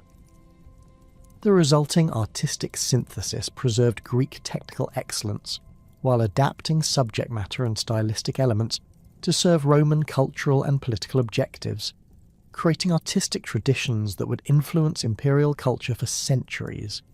Greek literary culture experienced similar transformations as Greek writers adapted their traditional forms and themes to serve Roman audiences while maintaining the linguistic and stylistic characteristics that distinguished Greek literature from Latin alternatives. Greek historians found Roman patronage for works that celebrated imperial achievements and explained Greek political failures in terms that justified Roman conquest while preserving valuable information about pre-conquest Greek civilization. Greek poets and dramatists adapted their traditional genres to explore themes relevant to Roman imperial culture, while maintaining the artistic sophistication that made Greek literature superior to contemporary Roman alternatives. The economic transformation of Greece under Roman rule reflected both the destructive effects of conquest and the systematic development policies that Roman administration implemented to maximise provincial productivity. The immediate aftermath of conquest had devastated many traditional economic activities through warfare, population displacement, and the disruption of established commercial relationships. However, Roman investment in infrastructure development and the integration of Greek territories into broader imperial commercial networks created new opportunities for economic growth that eventually exceeded pre-conquest levels in many regions. Roman infrastructure development in Greece focused primarily on transportation systems that served both military and commercial objectives, while providing employment for displaced populations and demonstrating the practical benefits of Roman rule.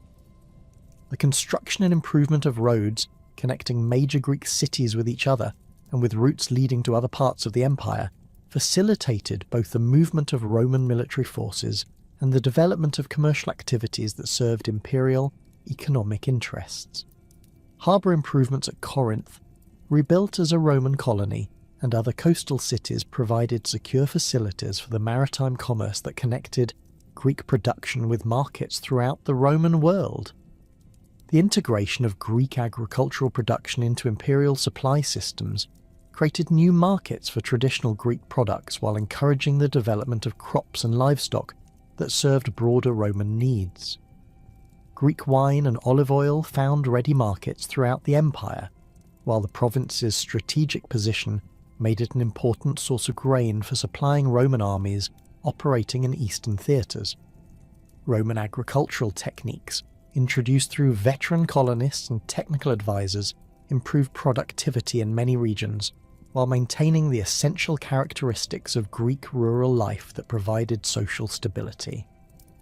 Greek participation in the civil wars that marked the final century of the Roman Republic revealed both the extent of provincial integration into broader imperial political processes and the continuing distinctiveness of Greek political culture within the Roman system. Greek cities and individuals found themselves drawn into conflicts that originated in purely Roman political disputes, but had profound implications for provincial administration and local autonomy. The choices made by different Greek communities during these conflicts reflected complex calculations about which Roman faction offered better prospects for maintaining local interests while fulfilling imperial obligations. The civil war between Caesar and Pompey created particular challenges for Greek communities that had developed relationships with both Roman factions during previous decades of provincial administration.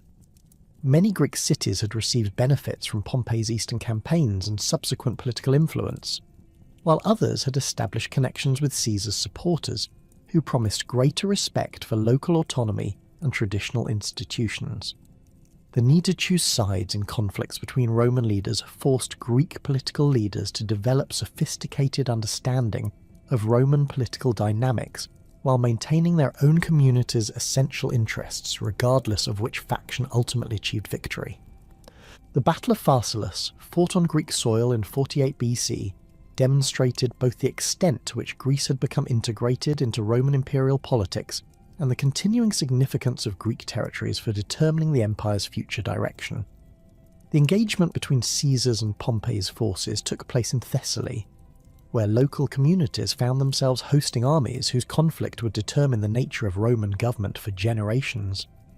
Greek observers of the battle recognized that its outcome would affect not merely Roman political arrangements, but the future of provincial administration throughout the eastern Mediterranean.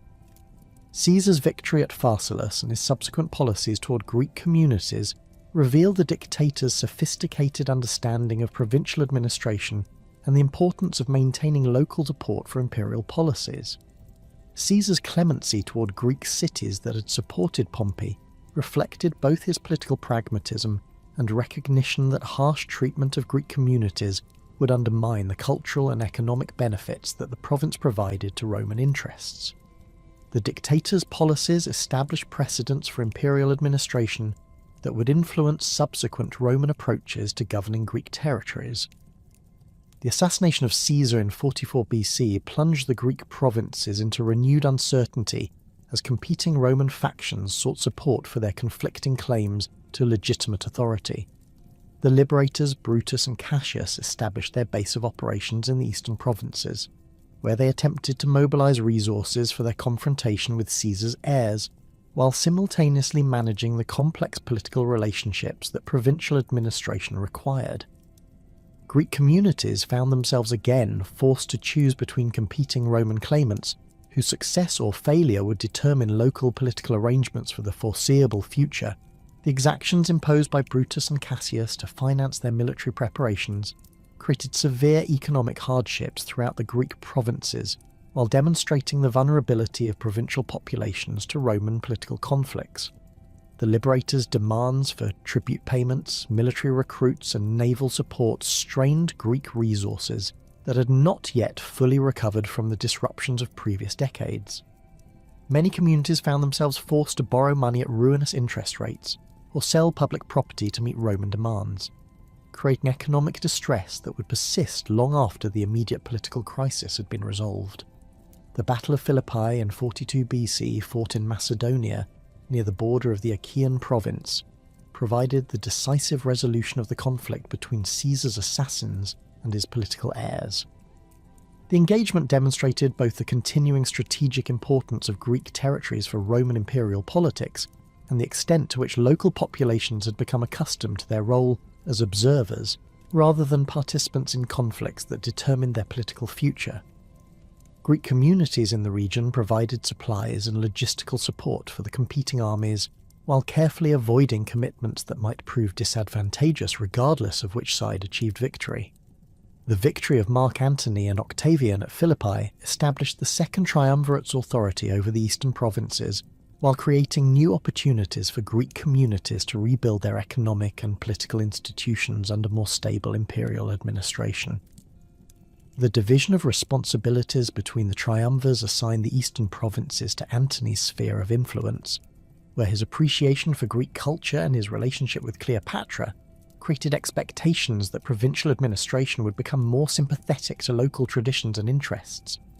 Antony's administration of the eastern provinces revealed both his genuine appreciation for Greek cultural achievements and his understanding of the political and economic benefits that effective provincial governance could provide for Roman imperial interests. The triumvir's court at Alexandria became a centre for Greek intellectual and artistic activity, while his policies towards Greek cities emphasised restoration of traditional institutions and respect for local autonomy within the broader framework of imperial authority. These policies proved popular among Greek populations that had suffered under the harsh exactions of previous decades, creating substantial support for Antony's political position throughout the eastern Mediterranean. However, Antony's relationship with Cleopatra and his adoption of Hellenistic court practices created political vulnerabilities that Octavian exploited effectively in his propaganda campaigns against the triumvir's eastern policies. Octavian's representatives throughout the Roman world portrayed Antony's appreciation for Greek culture as evidence of his corruption by foreign influences that threatened traditional Roman values and imperial unity. This propaganda campaign proved effective in undermining Antony's political position in Rome, while simultaneously creating suspicions about the loyalty of eastern provincial populations that had supported his administration.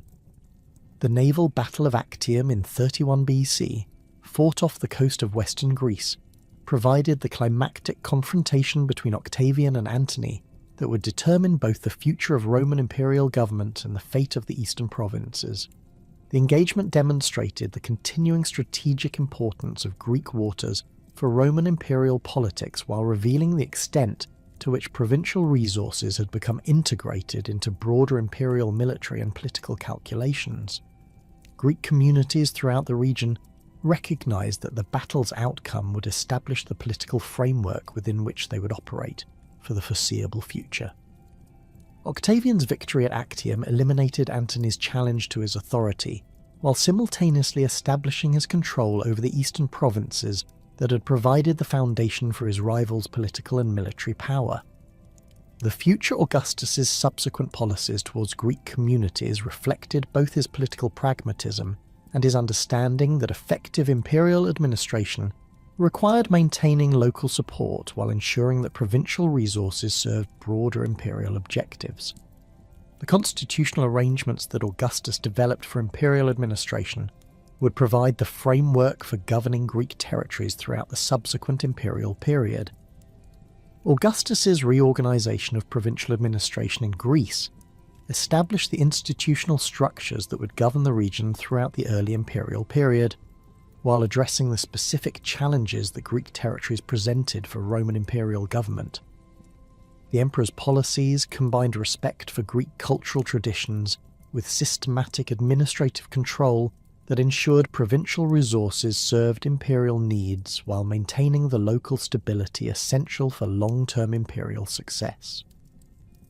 The Augustan settlement represented the culmination of the integration process that had begun with the destruction of Corinth 2 centuries earlier, transforming Greece from a collection of independent city-states into a thoroughly integrated component of the Roman imperial system.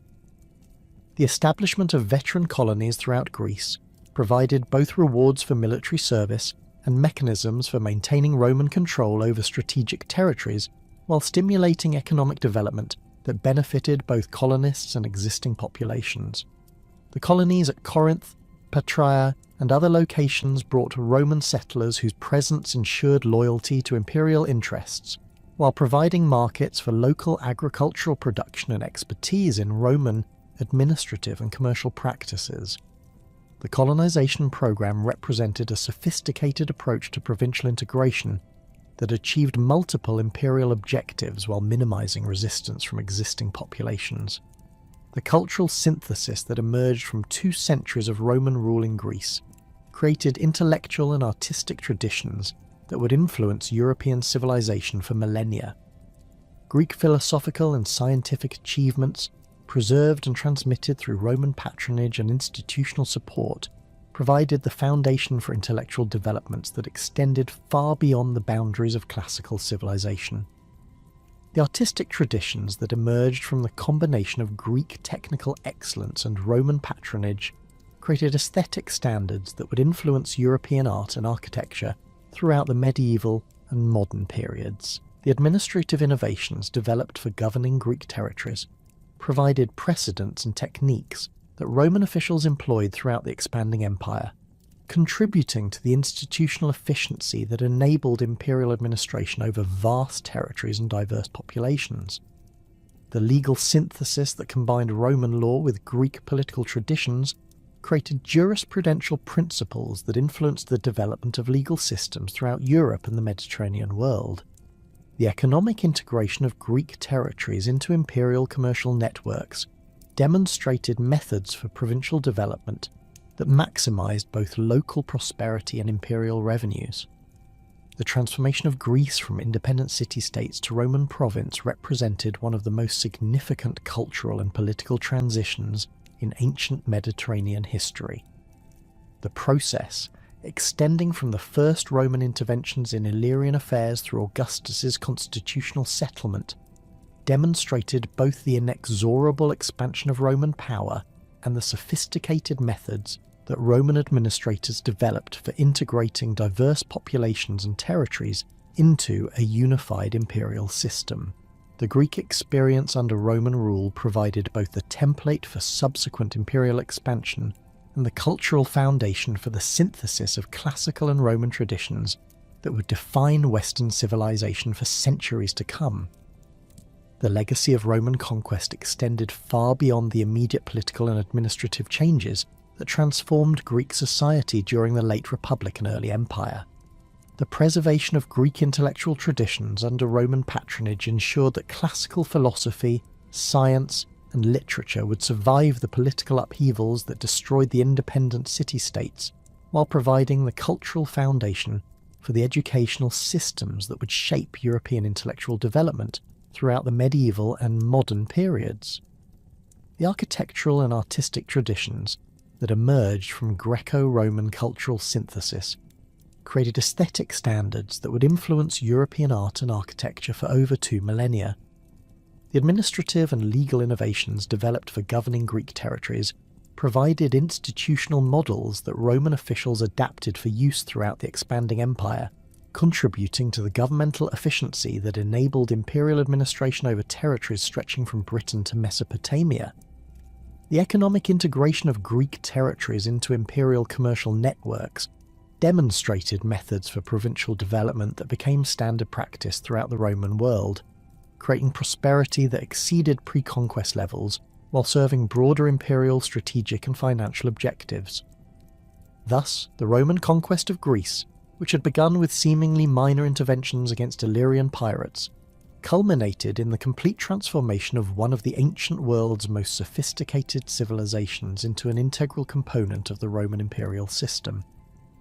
The process demonstrated both the military superiority that enabled Roman expansion and the administrative sophistication that allowed the empire to preserve and utilize the cultural achievements of conquered peoples while maintaining political unity across vast territories and diverse populations.